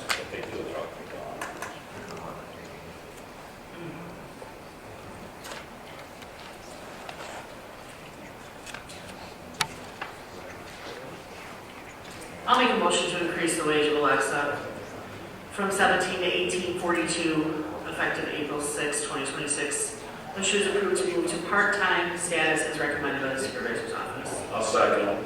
I have a motion by treasurer Sutherland, supported by trustee Marino. May the deputy clerk please call the roll. Sutherland, Aye. Marino. Aye. Rossio, Aye. Gurley. Aye. Reader. Aye. All right, item J, Parks and Recreation, part-time concession staff proposal, Mr. Grabo. All right, this evening we are starting the interview process of hiring the 3 summer interns that has been a standardized process through the board approval on 4/6/26 when we increased. At that point in time, we were able to take a look and realize that the requirements for the Park and Rec Center has actually increased tremendously. Our soccer fields are booked out completely. We've got baseball fields operational. At this point in time, as we go through the summer interns, we have some applicants that may actually be qualified and able to be part-time occasional concession help. At this point in time, we're requesting that the board allow the additional operations of 2 part-time occasional representatives be hired through those applications that may not make the intern positions and report to the Park and Rec Department for occasional usage throughout the season. These wages, let me clarify this before we make one more mistake. I'm going to clarify that these wages would start at the 17 per hour that we normally start. These would only be as needed, correct? As needed, these are as needed. When we start overloading into the concession area and we don't have enough staff to cover it, we would reach out to these additional folks and say, can you work 4 hours, 3 hours? We have, a baseball game, we have playoffs, we have soccer playoffs. Can you work 4 hours, 5 hours? We're just trying to load the staff in so that we're able to service the events and the residents.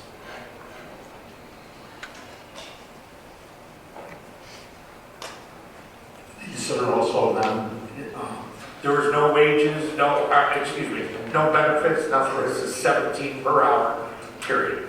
There's no increase, no COLA. This would be 17 per hour for this season through the end of the year. Thank you. You're welcome.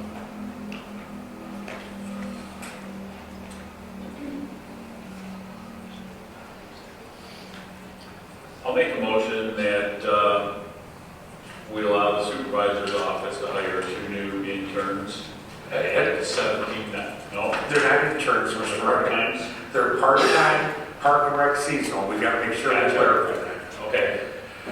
That we hire 2 part-time individuals at $17 per hour for the 2026 season.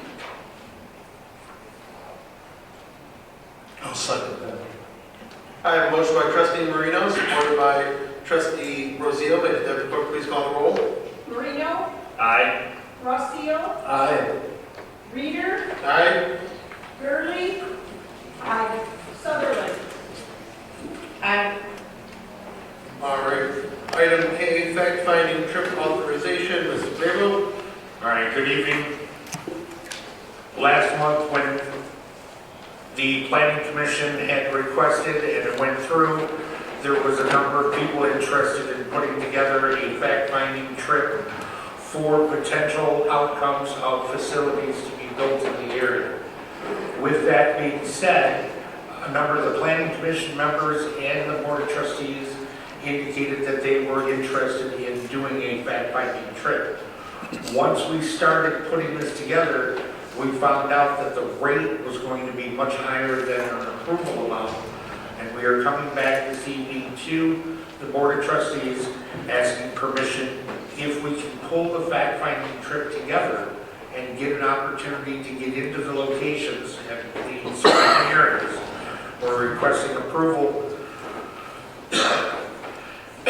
excuse me, for the transportation cost.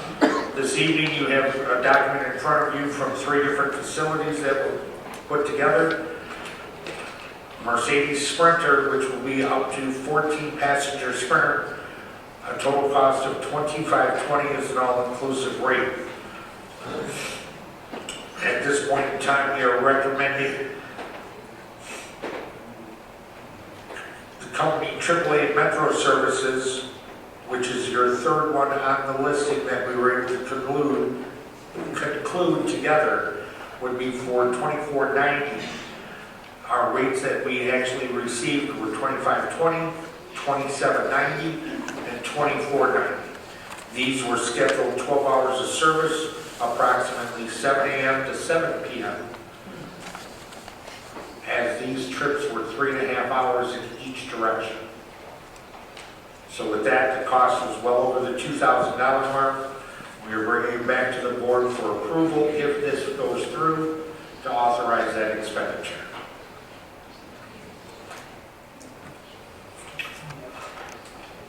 Could you clarify who all would be invited?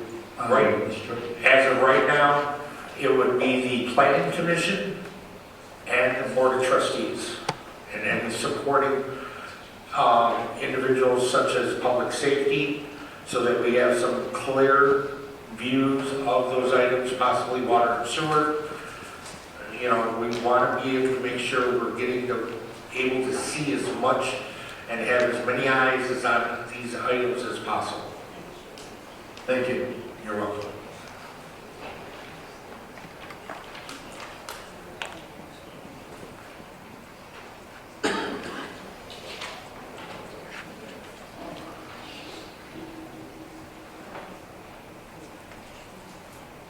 Deputy Supervisor, I have a question for you. Yes, ma'am. Is there any other way that we could reach out possibly to ones that are closer that maybe haven't gotten back to us to go and see if we could see one closer than going that far away? We have been trying to reach out. The question is if we can get something closer, of course the cost is going to be a lot less. What we would like to do is have this preloaded and set so that if we cannot, and we can only get to those areas and get the invites to be able to, most of these places will not take you in because they're clean areas. So we're trying to get those set, but we're asking for the board to give us approval up to this amount if we in fact expend 12 hours. Now these numbers will definitely change based on those numbers, based on your time frame that you're out there. So with the time frame that we're looking at and then within the next 30 days, this is going to be before we come back to the board, and we'd like to be able to preload this and have it ready with the authorization.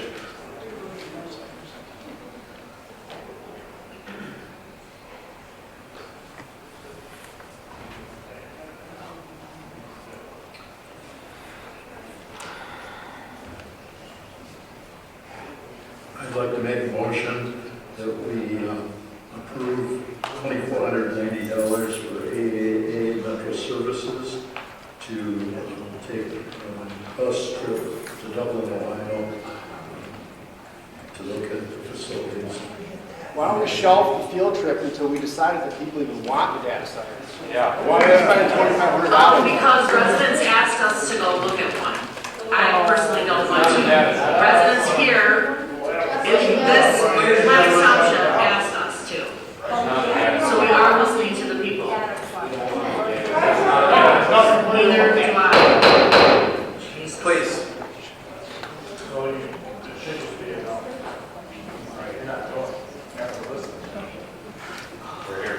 Is there support for the motion?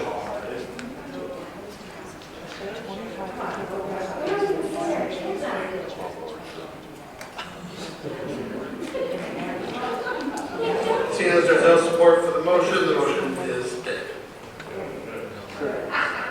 Thank you. Thank you.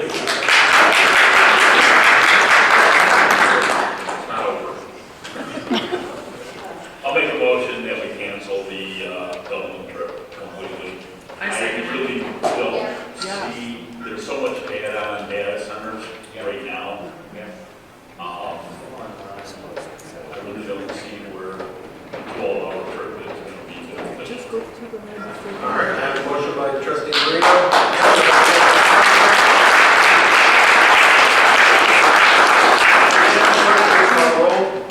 Marino, Aye. Sutherland, Aye. Rossio, Hey. Gurley, Reader. All right, moving down to item L, computer time block purchase. All right, good evening. Motion, the request for a motion is in front of you this evening for us to load our service block with Centaurus for our computer service times. This is a routine process.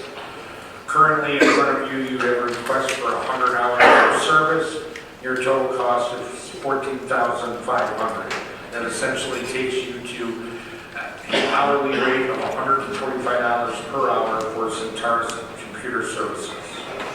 Then I'll bring it back to the board for any questions or comments.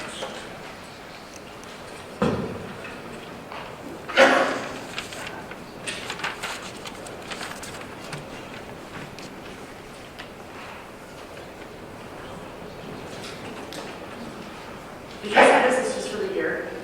This is, we typically see this once or twice a year. All depends on, this is when they come in, this is when we have them throughout the year servicing all of our computer updates. This is also allows us to have them available to you. And this is separate from the general contract, that's correct? Correct, you have a general contract, you have hours of block of service. When you look at these numbers, they are quite reduced overall compared to having our own IT department in-house.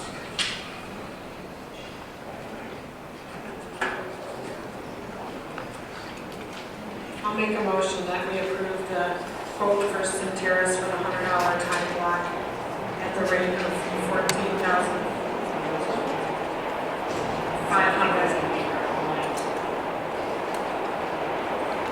At the price of $14,500 for the $100 time block.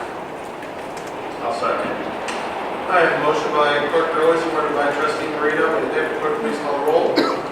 Gurley? Aye. Marino? Aye. Rossio? Aye. Sutherland? Aye.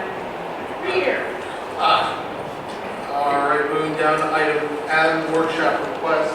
This is regarding to budget and interim budget for the next 6 months.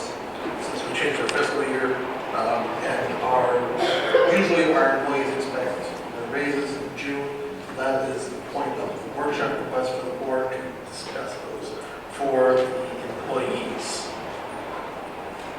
I would ask what the board's availability is on the 11th. May 11th? May 11th. It's Monday. I would prefer 3 o'clock, which this is, we're going to go over the employees meeting, so. Joe, are you good with that? What day? Monday, the 11th at 3 o'clock? Yeah. Okay. All right, then I will make a motion to set a workshop date for Monday, May 11th at 3 p.m. I'll second that motion. I have a motion by the chair, supported by Trustee Rosio. May the Deputy Clerk please call the roll.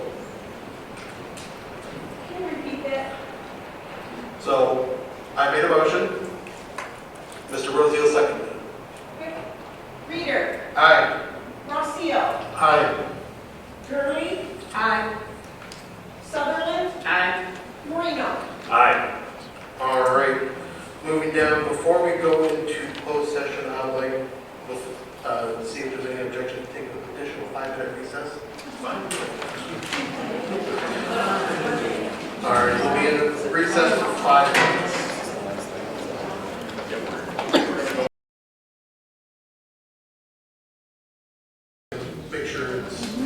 Make sure you say the time too, please. I'll make a motion that we go into closed session at 8, what is it, 26? 8:27.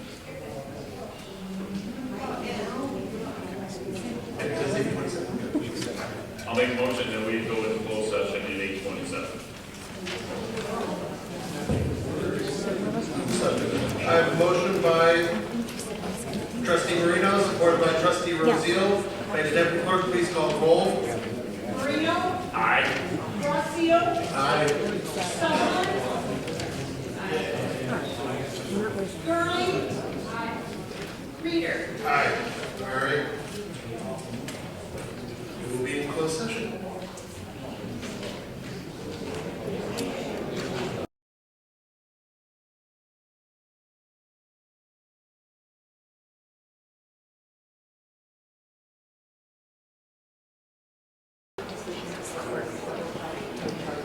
All righty, a motion to come out of closed session would be in time is 9:26. I'll make a motion that we come out of closed session at I'll second it. I have a motion by the clerk, seconded by Treasurer Sutherland. May the deputy clerk please call the roll. Gurley, Aye. Sutherland, Aye. Reader, Aye. Rossio, Aye. Marino. Aye. All right. Last item on the agenda, moratorium extension request.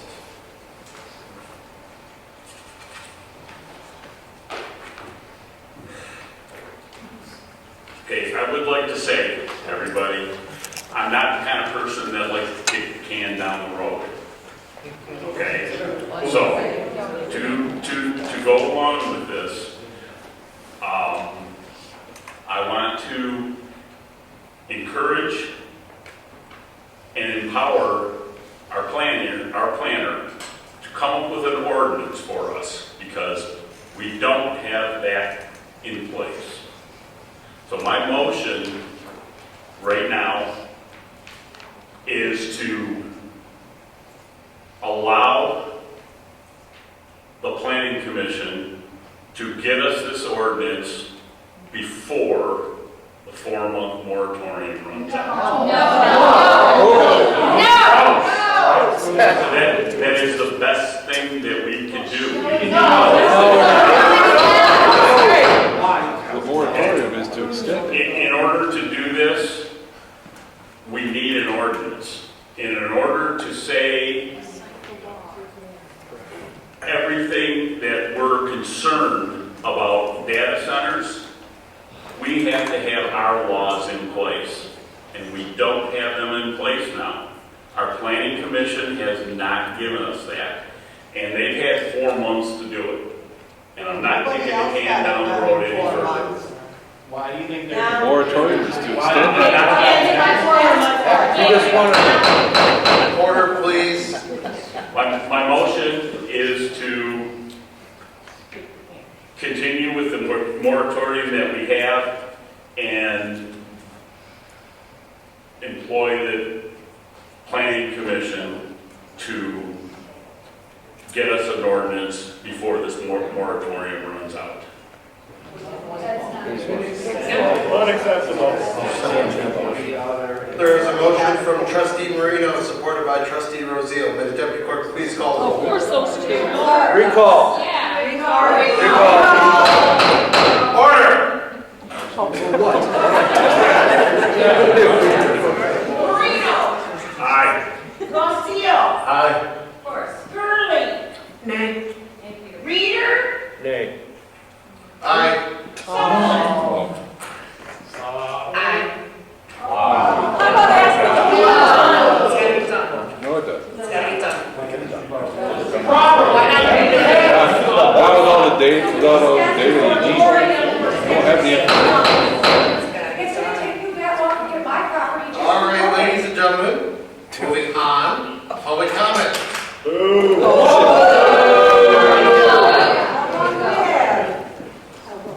So I'll just remind you, I'll start out, but I will remind you that your moratorium expires next month.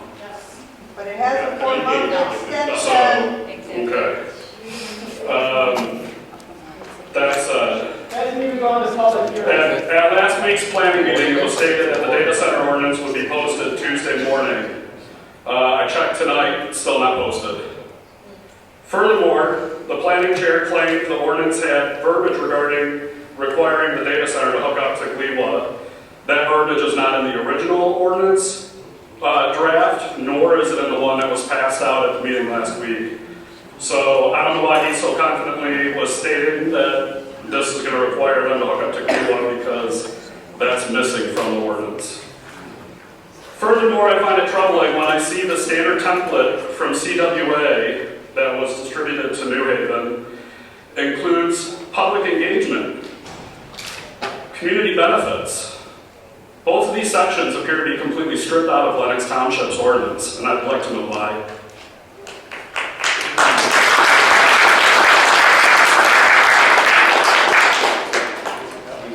When you started planning this, you used a land broker.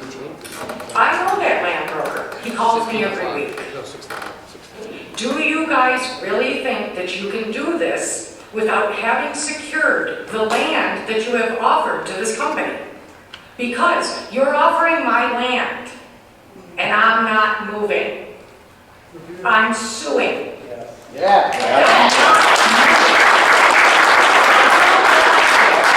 Before you will take it. Did you call me and ask if I wanted to sell my land? Did you call Cheryl Samander? Have you called the probate court? My land is embroiled in probate. Judge Sandra Harrison has to tell you if you can buy it. And she hates data centers. Have you read about her? So, my lawyer will be calling your lawyer tomorrow morning. I am formally declaring that I will be suing Lenox Township and the zoning board. I am calling the FBI and I am asking to have you guys investigated for collusion and for corruption.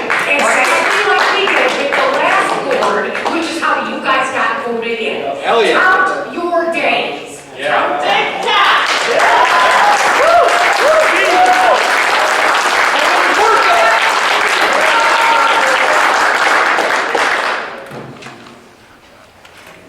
I got a little something prepared this time. I'll start with the fire truck comment I made about getting competitive quotes. Of course I want our fire trucks running, we all do. Much appreciation for our EMS, fire police, and other people who support us, including the members of our government when they actually listen. I blurted that out because it's easy to stand up here, sit up here, and spend other people's money. Real leadership means protecting this community long term, not grabbing the quickest answer. I appreciate the challenge on the other spending topics. Everyone who spoke tonight, everyone who showed up, you should be proud. This is what a community looks like when it refuses to be ignored, and we're not done. The moratorium needs to be extended to the max, so this decision isn't rushed or pushed through behind the people's backs. Seems like a lot of shady activity going on already. Think about what's at stake here. Our land, our wildlife, the families who built this place, the young families just starting out, and the generations who will hopefully live here with whatever happens next. Once this land is gone, it's gone forever. I don't know who owns the land and who it is to give it away, and frankly, I don't care. I also don't know any of you personally, but I want to believe you'll honor the oath you took, an oath to the people sitting in this room. I want to believe you will do the right and honorable thing. I respect you as human beings. Do the same for us. And use your position to stand with us. And even though this country feels divided more than ever, moments like this prove something. When a community is threatened, people stand together, people show up, and people speak out. Many here believe this data center is the wrong fit. We want businesses that create real jobs and strengthen this area, not something that drains resources and gives almost nothing back. Bring in businesses that employ people, bring in businesses that make this community stronger. We're here because this matters. Stand with the people you represent. We have a lot of fight here. This is just a glimpse, a peek into what will come if the data center moves forward, and you should be focused on that. We want transparency. We want you to stand with us and use your position to delay these toxic projects. You are either with us or against us. Extend it and end it, or resign.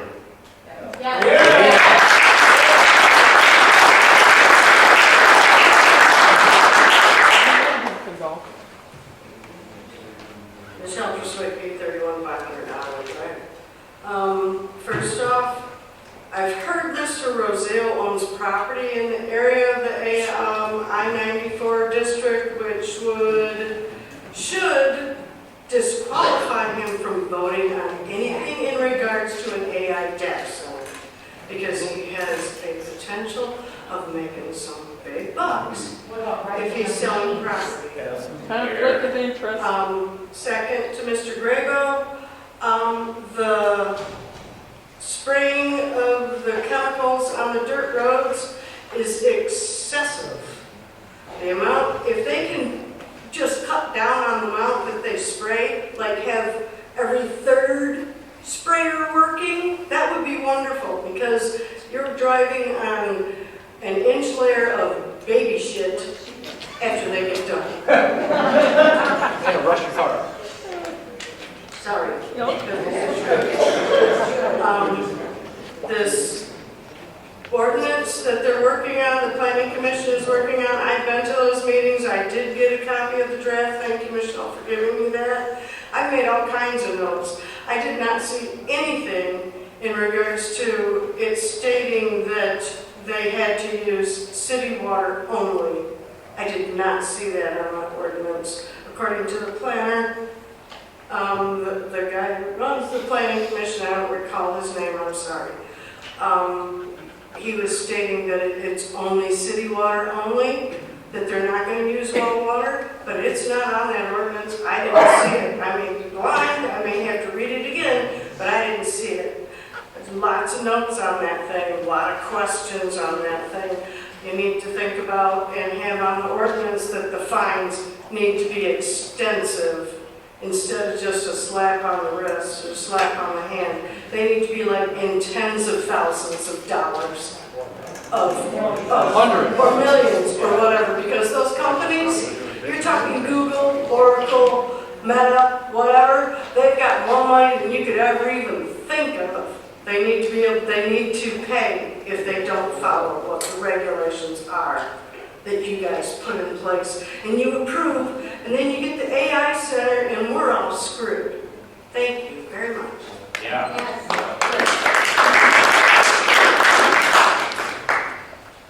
Hi, my name is Elise and I did not speak earlier, but after hearing everyone in this community and seeing this entire process, I just wanted to share how deeply disappointed I am in the way our local government runs. I'm a local social studies teacher, and every day I wake up at 5 a.m. and I put my time and effort and my money and I put my all into teaching these kids, and I'm very passionate about our country, the way our country is run in our democracy.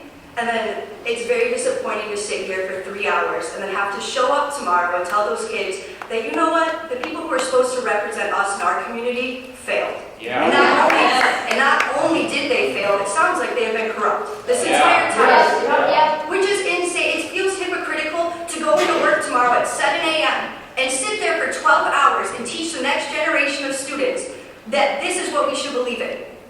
Yeah. How, as a young person in this community, should I believe in it? Why should I go and teach them that they should believe in people like this in our community? Clearly, our federal government is corrupt, and it's very sad to see that it's also at the local level. Wildly disappointing, as somebody who works for this community.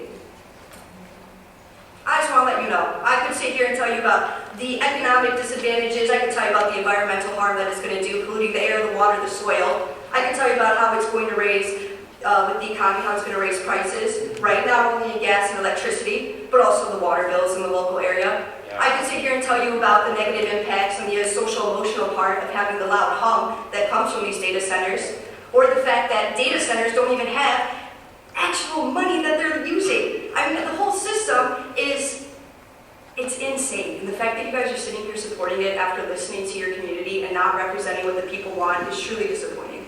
Yeah.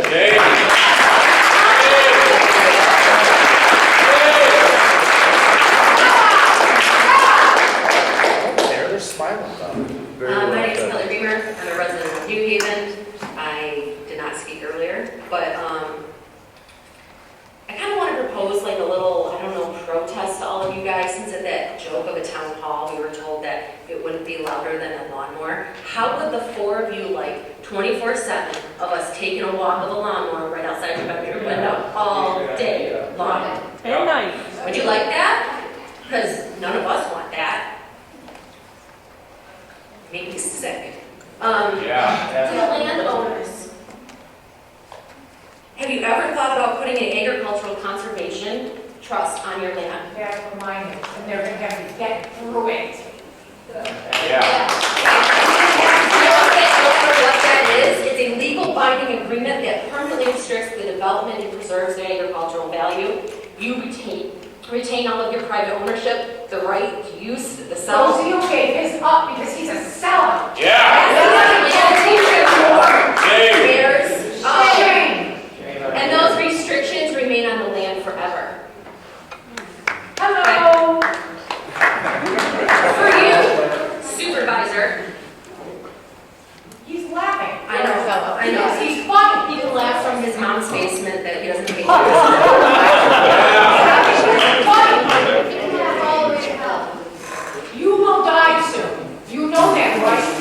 I just want to say the money. Tell everyone, Rosie, tell them. I just want to say that it's very common for young people to run for school boards or local township boards as a stepping stone into a bigger political career. But I want you to know that as you move forward with this shady deal against the will of your neighbors, a recall effort and a ballot initiative will be the defining marks of your career. Future voters will see a candidate who was rejected by their own community, prioritizing corporate interests over their constituents. We are your neighbors. We're not a nuisance. We demand a moratorium. We want total transparency, and we want you to start working for the people of Lenox Township, not some random board of directors. Yeah. Southeast Michigan Land Conservancy, they will help you set one up. Thank you.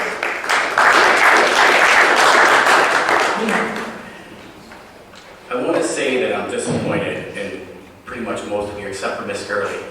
I would like to commend you for voting no.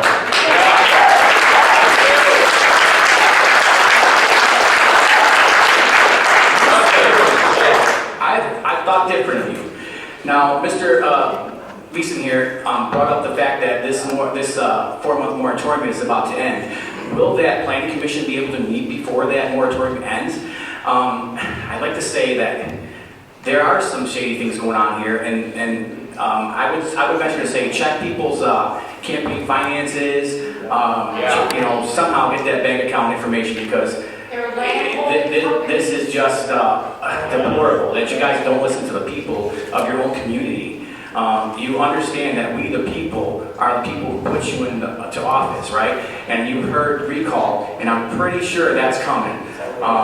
Pretty sure that after tonight's meeting, somebody should be working on that recall, ladies and gentlemen. You know, you guys just didn't listen. You had an opportunity to show this community what you're really about, and you showed them that you cared more about a data center than them. You know, I want to tell you that God is watching every one of you. You will have to pay. When you die and you go to heaven, you're going to have to answer to everything you've done. Okay? That's fact, and you will have to go to Christ before you go to the Father. The Bible is clear on that. No one goes to the Father except through me, said Jesus. Therefore, when you guys go there, you will take an account. So I hope you make things right before you end up at the gates, you know, begging him to come in. It's going to be, depart from me, for I never knew you, or well done, my good and faithful servant. Okay? So you guys have a good night. Hope you sleep well. You know, I know I'm going to. God bless you.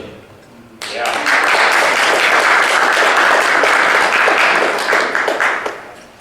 My name is Leah Durr. I'm in the village, New Haven Village. And this is more for the people out here. I'm an organizer. That's what I do. I organize thousands of people to stop doing things like this. We've been in the hallway. We got names. We have numbers of other people that are ready to go and knock these doors, get these signatures, and do what we got to do. So please keep an eye out for any. I'll be in all of these meetings, and I am more than willing to donate my time and my services to make sure that this doesn't happen to this great city and this township. Thank you.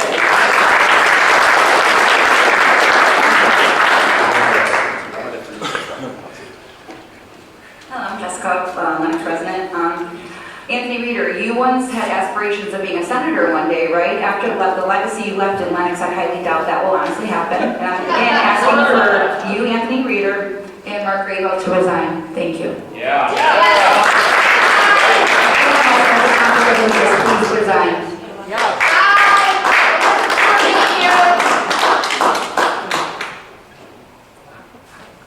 Money won't save you.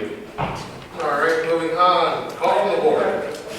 Go ahead, Rob. You guys made a decision. Robert Pinnell, 57367 Wingham Street. You made a decision not to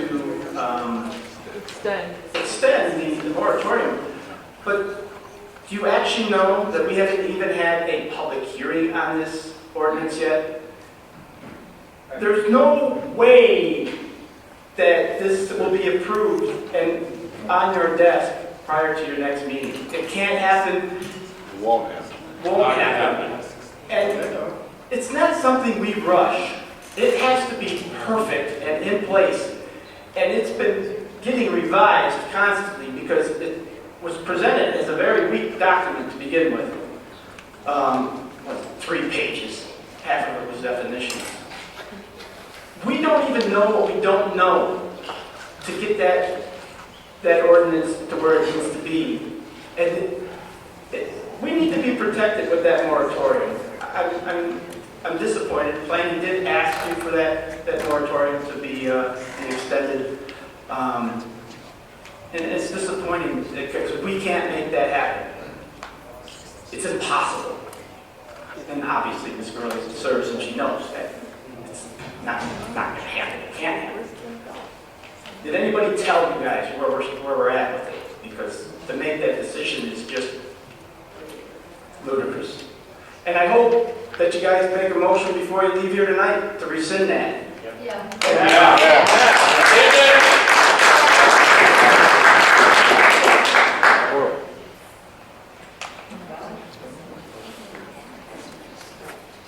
Hi, Beth Oakley, 185 Lenox Township. I'm honestly sitting back there like amazed. I'm like, wow.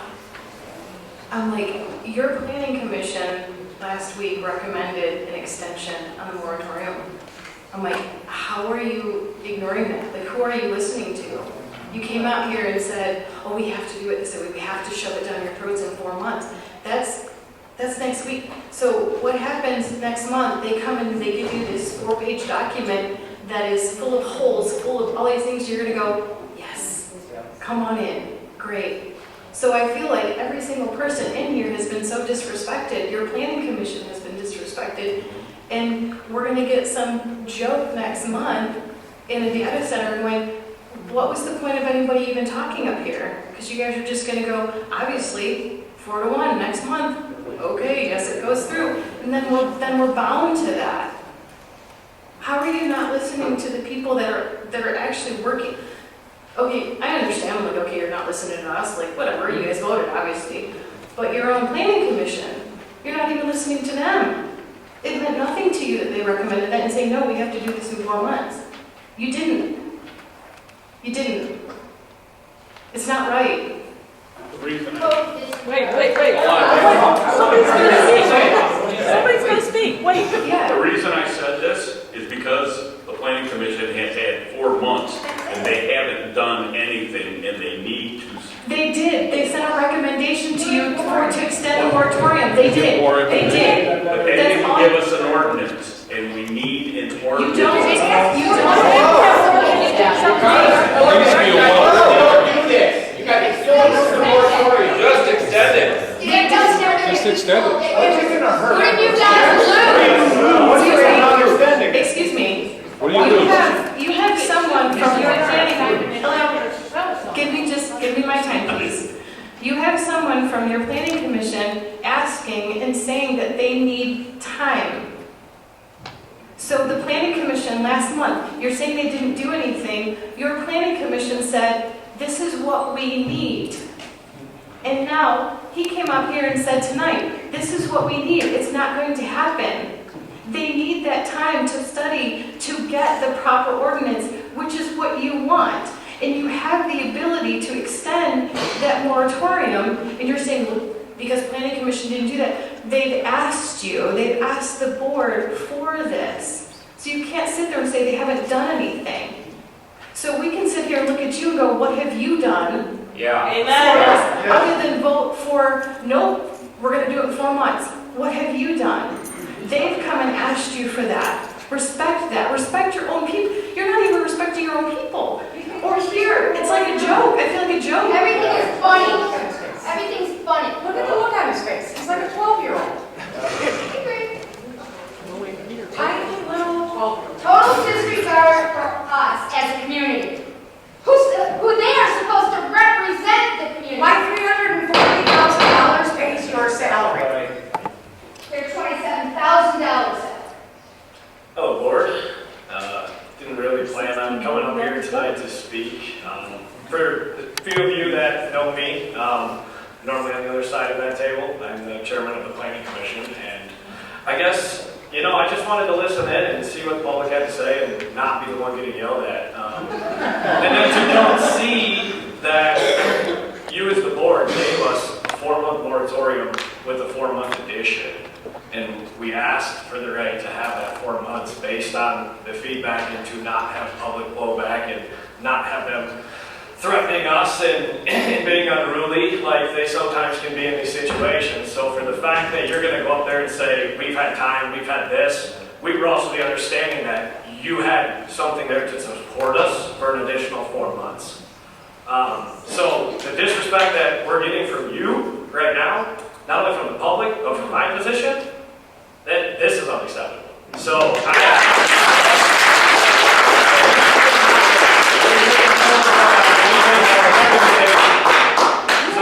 thank you. Thank you,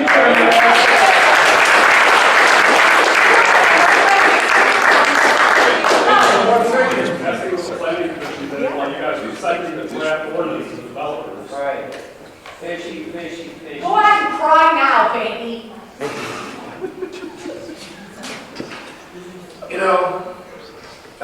Matt, I'm managing that live in New Haven. We're not supposed to wish hell on our fellow humans. And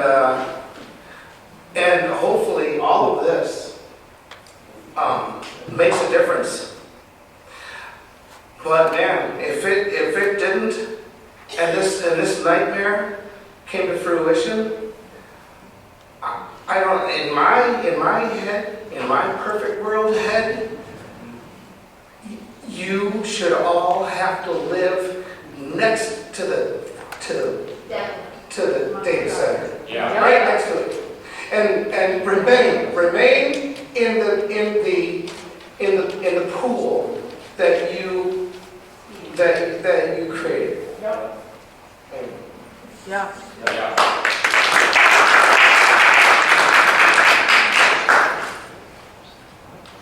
Kyle Carrier Athletics, something that was said stuck with me, and I believe it was from you. You said, I'm not a fan of kicking the can down the road. One of the things that is hardest to do as an elected official is not about you. It's not about what you want. It's not about if you would kick the can. It's about what the community wants. And the community's been here all night telling you what they want, what they don't want. So whether you want to push this down 4 months, whether you want to get an ordinance, we don't want it. That's it. So, I mean, you push it down 4 months, you could do 30 days. We're going to be back. We're going to tell you that we don't want it. All we want to do is be heard, listen to us, take the feedback, and accept it. Nobody here wants to be here at night. We want to be at home with our families. Yeah. But we're here because we are together as a community telling you guys we don't want this to go. Whether you have to extend the memorandum and then you do the ordinance, whatever you have to do, the deal is dead. Let them know. Thank you.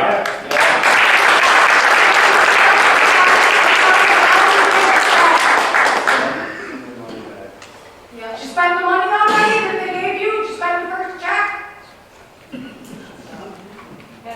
Smile about it. My name is Grace Eisen, 6811 Passion Road. I want to bring one comment that several members of the Planning Committee said. They didn't get the ordinance to review until afternoon, the Friday before the Monday meeting, over a weekend where some of them had commitments. So if we're, as our trustees and board, not getting the information to them, how can you blame them for sitting there for 4 months and not doing anything? Additionally, that moratorium had a 4-month extension. They have a right to that extension. I don't understand why you feel they can't. Whatever's happening behind your closed-door meeting, we've already found discredit in the 4 months when every other community is having a year to write this. So this does not make any sense at all. Something smells rotten.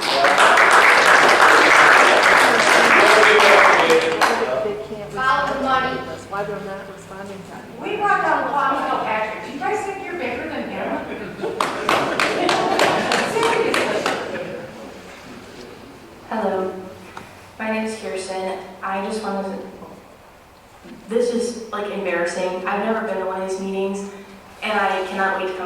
because you intentionally skipping N to sit back there for as long as you guys were, to wait us out for us to leave, for you to have a smirk the entire time and keep shaking your head. The whole time, these people took time out of their day after work to come here for none of you to listen. Embarrassed, please resign. Yeah.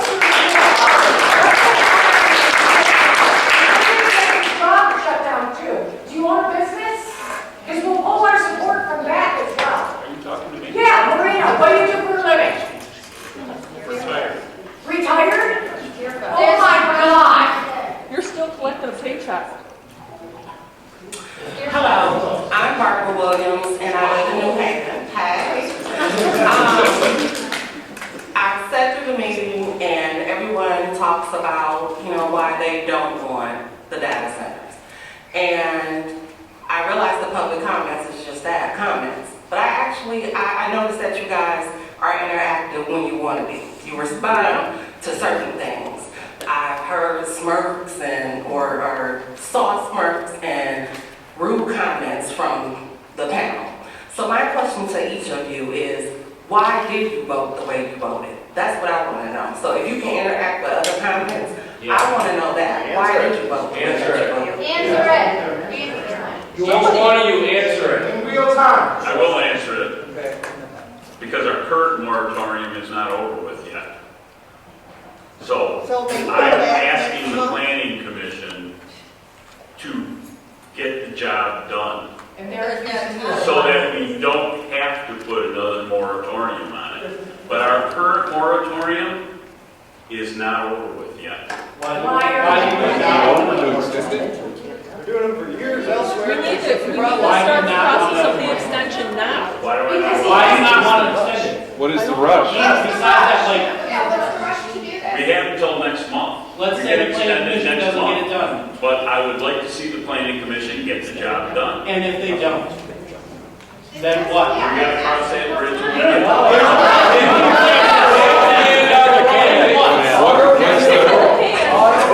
If they don't get the job done, then we have to look at it again. Now Roseal's answer. Yeah, let's hear yours. Mr. Sit there with the crappy look on his face. Let's go. Number one, I do have interest in property on 27 Mile Road. Anywhere else?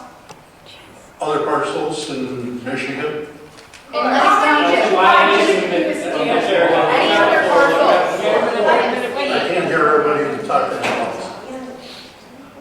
How long have you been acquiring property in the general area?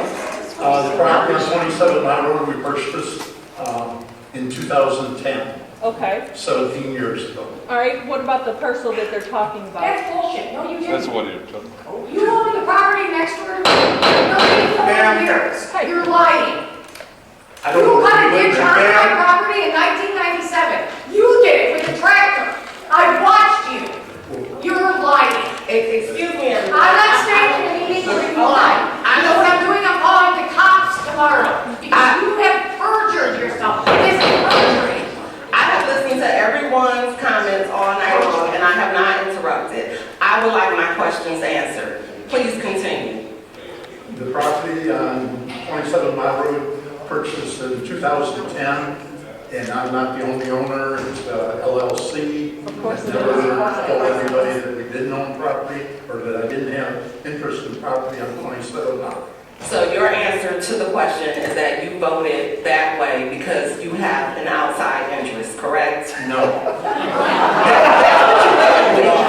That's exactly what you led with. So next to you, Supervisor. My vote is based on the recommendation of our township attorney. Where is there? I just want this to be done, and I don't think it should take this long. I just really want it to be done. I want it to, and believe me, I don't want a data center either. That's why I want this ordinance put in place as soon as possible.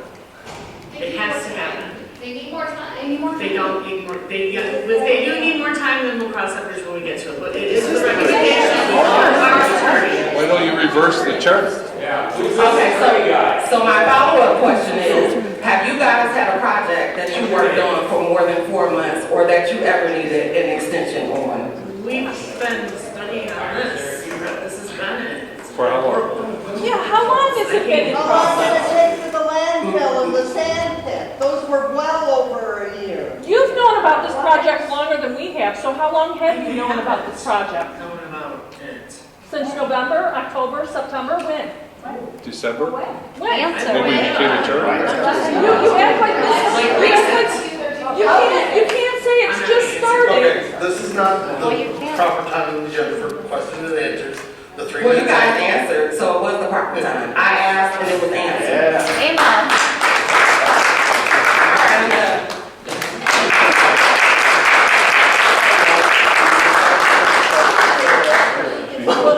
Somehow it became a charter back in December. When was that even, proposed to the community? It was on the table for a while. Oh, more than 4 months. All I know is when you get the introverts to talk, that it's not a good thing. But, so while I crammed everything I could learn yesterday about all this, because clearly this is new to my situation. And I sympathize with your purported concern about being sued, that if you don't have a strong reason for saying no, that you could get sued and we could get the data center anyway.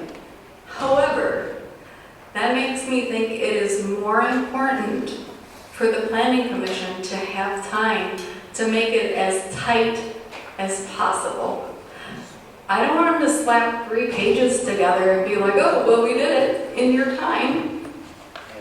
I also understand that, hey, we want to put a fire under their butts to make them do the job. And that it can be renewed in a month. But there's no reason you couldn't renew it now. I think that they understand the pressure that they're under and the importance of this issue. They don't want to get yelled at. I know you guys don't want to get yelled at. I can see that some of you really do care about this subject. Some of you not so much though. That's all. I'd just like you to give the Planning Commission the time and the respect, any possible help. Maybe if they need to visit, we shut down your field trip because I don't think that Dublin, Ohio thing sounded right. But there have to be other places that you could visit. Go to Saline, see that situation, see what they're doing. I don't think those people wanted it there either. So what could we learn from how theirs happened? Talk to the community and say anything. Right. Because the data center is going to show you propaganda. It's going to be all pomp and circumstance. Right. Go talk to the community and see where they're at with this. Right. And that isn't 3.5 hours away. There you go. And if someone were giving you $1 million, you'd drive that 3.5 hours gladly. But, so, just give the Planning Commission all the resources that they need and the time to make it airtight. If that's really what you think you want, is to have the data center stop, that's what needs to be done. Nothing good happens in a rush. No. Nothing good can come from a rush. You guys are old enough to know that lesson. Isn't that what we teach our kids? Patience is a virtue. We'll see you next month. 13, call from the board.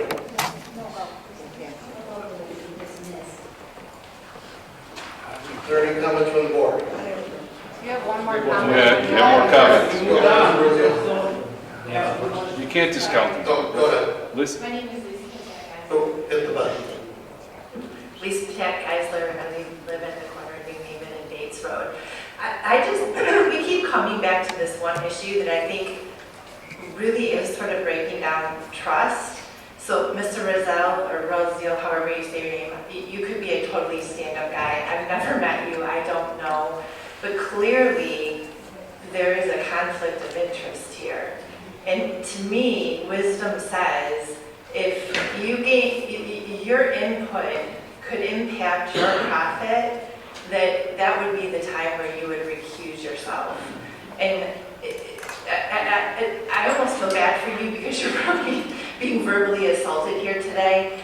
If somebody approached me to give me a large money, offer of money for my property, I would at least consider it. I think the problem isn't in what you choose to do with your property. It's that you are involved in the decision-making with this data center, and that's connected to your property. And I'm surprised your attorney hasn't advised you to recuse yourself from this. And I do think in order to calm this whole town, that's a good starting point, where maybe on the data center issues, you don't involve yourself so that trust can be a little bit rebuilt here.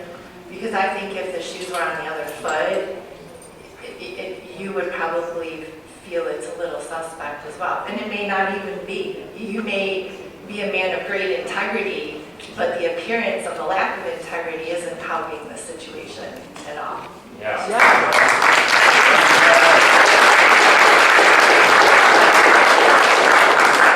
I had those same concerns when this all came about. I consulted with the township attorney, Mr. Addis, who's sitting right over there, and he told me that I had every right to voice my opinion and place my vote. So I went with the legal opinion of Lenox Township's attorney.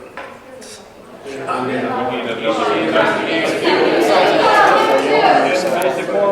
think Mr. Addis has been around for a day or two. I'm quite sure that he's accountable on what he tells the township.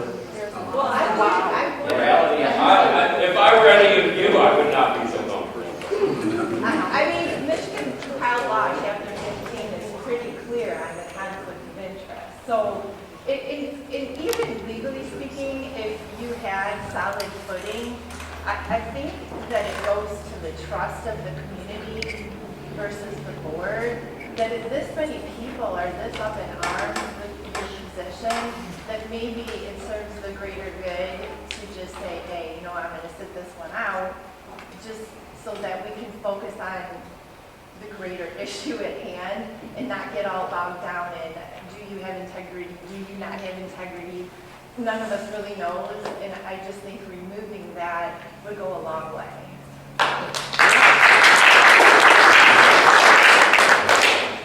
On the question about property, the lady left now, but nobody's forcing anybody to sell any of their property in any which way, form that I've been informed of or told about. So that lady, if she has no interest in selling her property, that's fine. There's nobody on this board that's telling anybody, to my knowledge, that you have to sell your property. Why did he get rezoned there? One at a time, please. We are all free to do with our property or sell our property how we see fit. I don't fault you. If you're going to make $3 million on your property, power to you. The problem is that you're involved in the decision-making process that directly impacts the value of your property, and that is just a basic conflict of interest. That's strong logic. I would like my 3 minutes to basically continue this conversation. Lauren Hardwick, New Haven. The word is called fiduciary conflict of interest, even though, so I did look at the map and I approached this as skepticalized. Again, I don't know Mr. Marino, Mr. Russell. Nice to meet you. I would like to say that after looking at the maps, I'm like, these line up pretty closely with public property. I was able to look up both of all the board members' last names and what property they owned that's publicly available through Macomb County. And although I'd like to be skeptical and say that a lot of lines match up, they line up with the previous, so when you guys showed the data center map with the red hashings, it lined up with the light industrial. My only concern is with the I-94 plan is that we're adding to that light industrial. So I do note that it may have been coincidence that you own a lot of light industrial zoned area. Either way, coincidence or not, you have a fiduciary conflict of interest, both of you two. Because if this were to pass forward in any sense of data, you own in the hash marks, Ms. Marino. You do. I have not been approached by anybody. I'm not saying that you're approached by it. I'm saying that you own parcels in the proposed data center hash marks. In the Yes, you development? do, it's public property. Private property on 28 miles? Yes. Yes. It is hashed marked as red, and if you are unaware of it, then you are not aware of what the ordinance is, and you're not keeping yourself informed on what you're voting One reason to for. have a moratorium. You two own parcels that were hash marked red when I went to the one meeting in April, the very first data center meeting that was public. I have a photo of the map that was shown to everyone, the proposed data centers. My property wasn't part of it.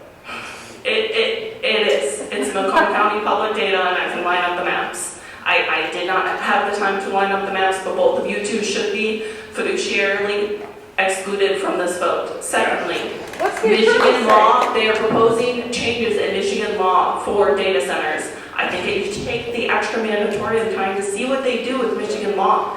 I also think that if we push something out too soon, and then everyone keeps saying, oh, we're going to be worried about being too exclusionary, because Michigan, obviously we can't ban data centers outright, because Michigan law does not allow exclusionary zoning. But going back and making more regulations around it kind of sounds like we're being exclusionary after the fact. So if we come out strong and start, we're not going to thereafter be like, I'm worried that if we come out with a weak draft and then go and edit it later, that a data center could be like, this is looking like you guys are trying to be even more exclusionary compared to this draft, and then sue us. Thank you.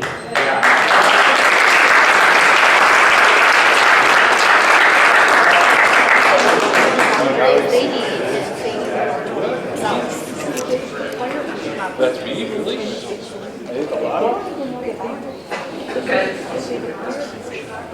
Yes. So, I sit on the Lenox Township Planning Commission, as some of you may or may not know. What you may or may not know is I also sit on the Geneva Planning Commission, where I sat for about 18 years. About 2 years ago, I started getting wind of this data center. I started getting wind of what was on the corner and what was to come. So when we talk about kicking cans, I think we've been kicking them long enough. When did planning get this assignment? I joined planning commission here, not really knowing fully what was going on, but knowing something was going on. President Trump was going to be here. Gretchen Whitmer was going to be here. Everybody's going to be here for something big on the corner. Anybody? 2 years. 2 years. And I contacted people from Lenox Township, and I won't call them out here, but they know, and asked about it. And not to call it this private conversation, when did I ask you to start looking into data centers? Long before we were sitting here. Okay, and when we talk about influence and knowing that people have been spoken to by people in this office about eminent domain, that's problematic too. You're already planning? And I won't throw those people out there either.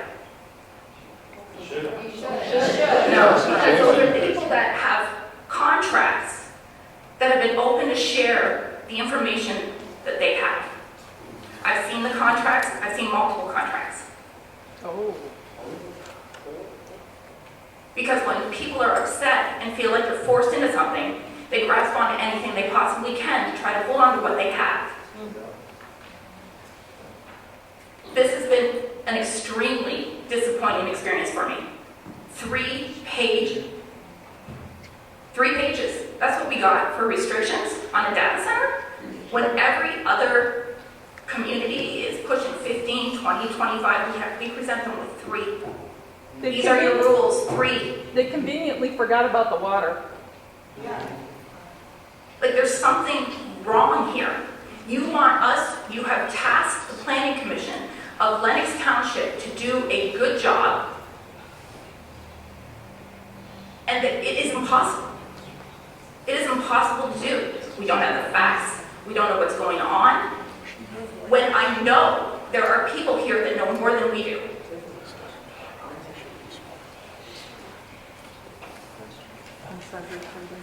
And isn't it supposed to be for us? For the It's supposed to be protecting all of us.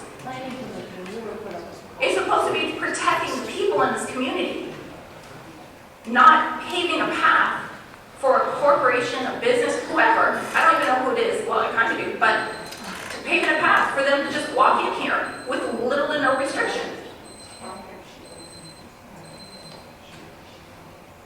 My 3.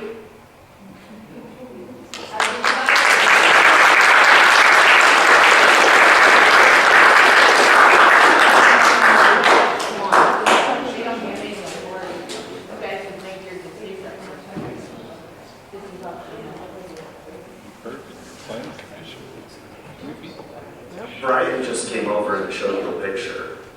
Do you have property? He just came in over and I'm assuming he showed you a picture of what your property lines. Did you have property? The schoolhouse. Yes or no? The schoolhouse property is. I did not know that. How do you not? You didn't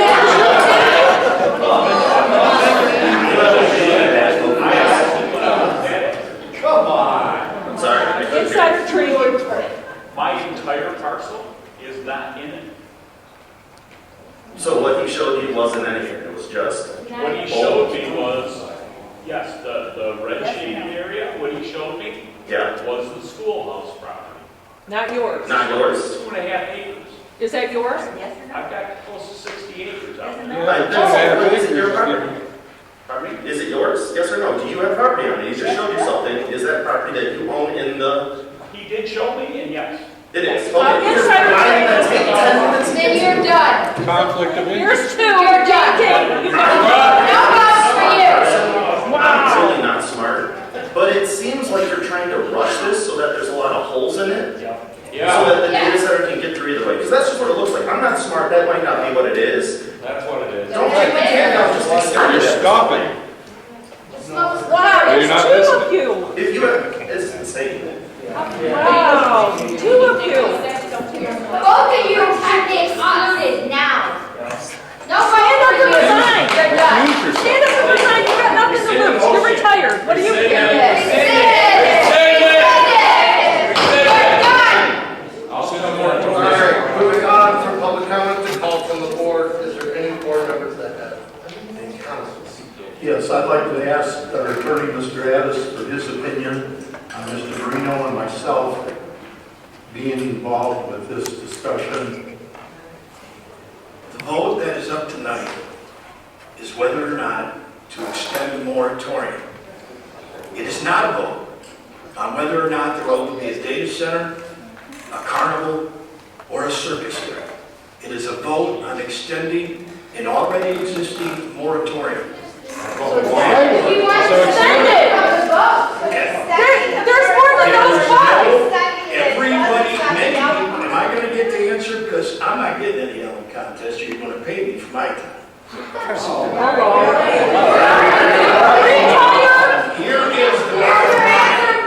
Here is the bottom line of tonight's vote.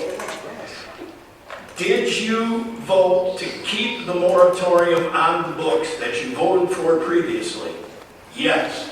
Are you in any conflict because you own land that one day down the road could be affected by that? Yes. No. Yes. Are any of the homeowners here Yes. who feel negatively affected?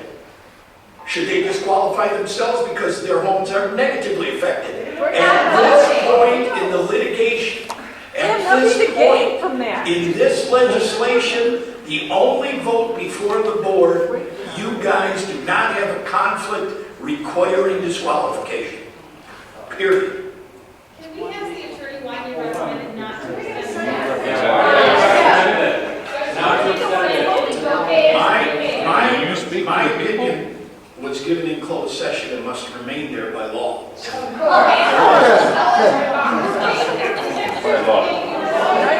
behind that, eh? How many of you people are honestly going to tell me that if the end of 4 months, they come back and say, let's have one of these, you're all going to stand up and vote for it?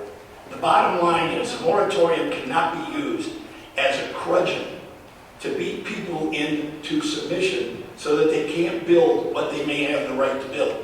A moratorium cannot be used to prevent the building of a legal building, which these are. We're making it The work. moratorium To establish the cannot be used to, 1, make it difficult, 2, make it more difficult, 3, get your way. It cannot be used for that. A moratorium can only be used for a small, specific set of reasons that are identified. I'm not sure it's very well identified, but no one asked me. That are identified, that are time limited at the shortest possible time, Otherwise, let's be honest. If you don't want one of these, you can moratorium, kick the can down the road. And that's not the reason for a moratorium. There is no reason in the world that I know of that the moratorium, until it's over, needs to be extended. And I don't know why you guys are so sure about it. Have you read the ordinance? Well, these are the same group of people who just argued that they don't want people to go to Ohio and look at it. You don't want to investigate it. I took notes of everybody who spoke in favor of extending the moratorium. Do you know what the vast majority of them ended with? They just don't want a data center. And they plan to use the moratorium to make sure it doesn't happen. Well, That's how, well, okay. You either want my opinion or you don't. That's an improper use of a moratorium. Do you get money from data centers? do you live in the township? I don't own any land around here. I don't own any land in New Haven. Okay? Every community is in You've got nothing a vested.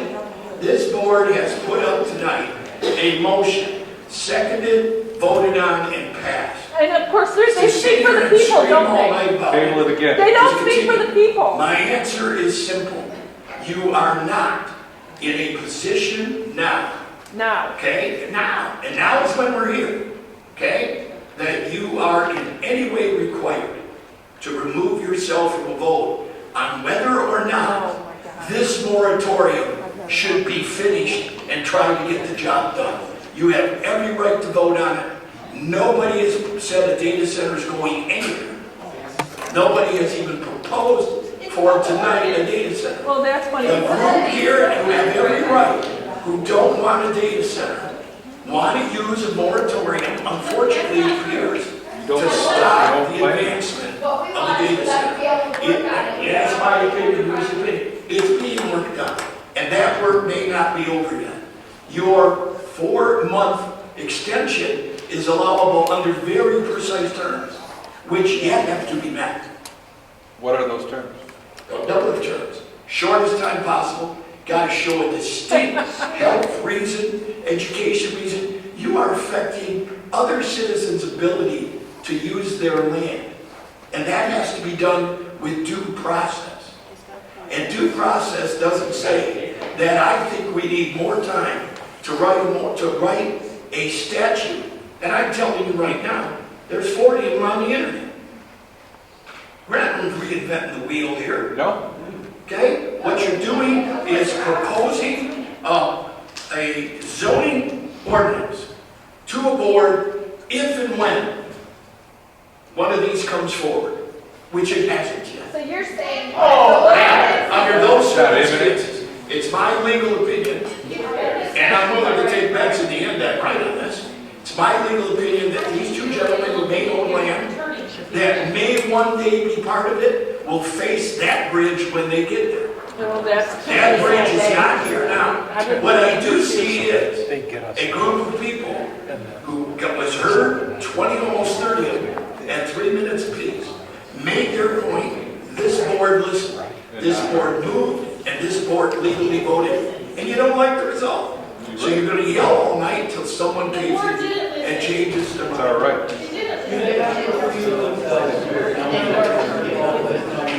We don't know that because we don't know what the ordinance is. That in and of itself is not a requirement that they use. All right, so thank you, Mr. Adams, for That's my answer. I think that neither party needs to or should recuse themselves at this point. That's my opinion. Thank you, Mr. Adams. Is there any other comment from any member of the board? Can I just ask a basic question? This is called for the board. This needs to end. This is not a proper meeting anymore. Have some, has the company come Joe, do you guys have anything? to build one? Has there, say no. They say no, but we don't believe anything. If there's no further comments from the board, a motion to adjourn will be in order.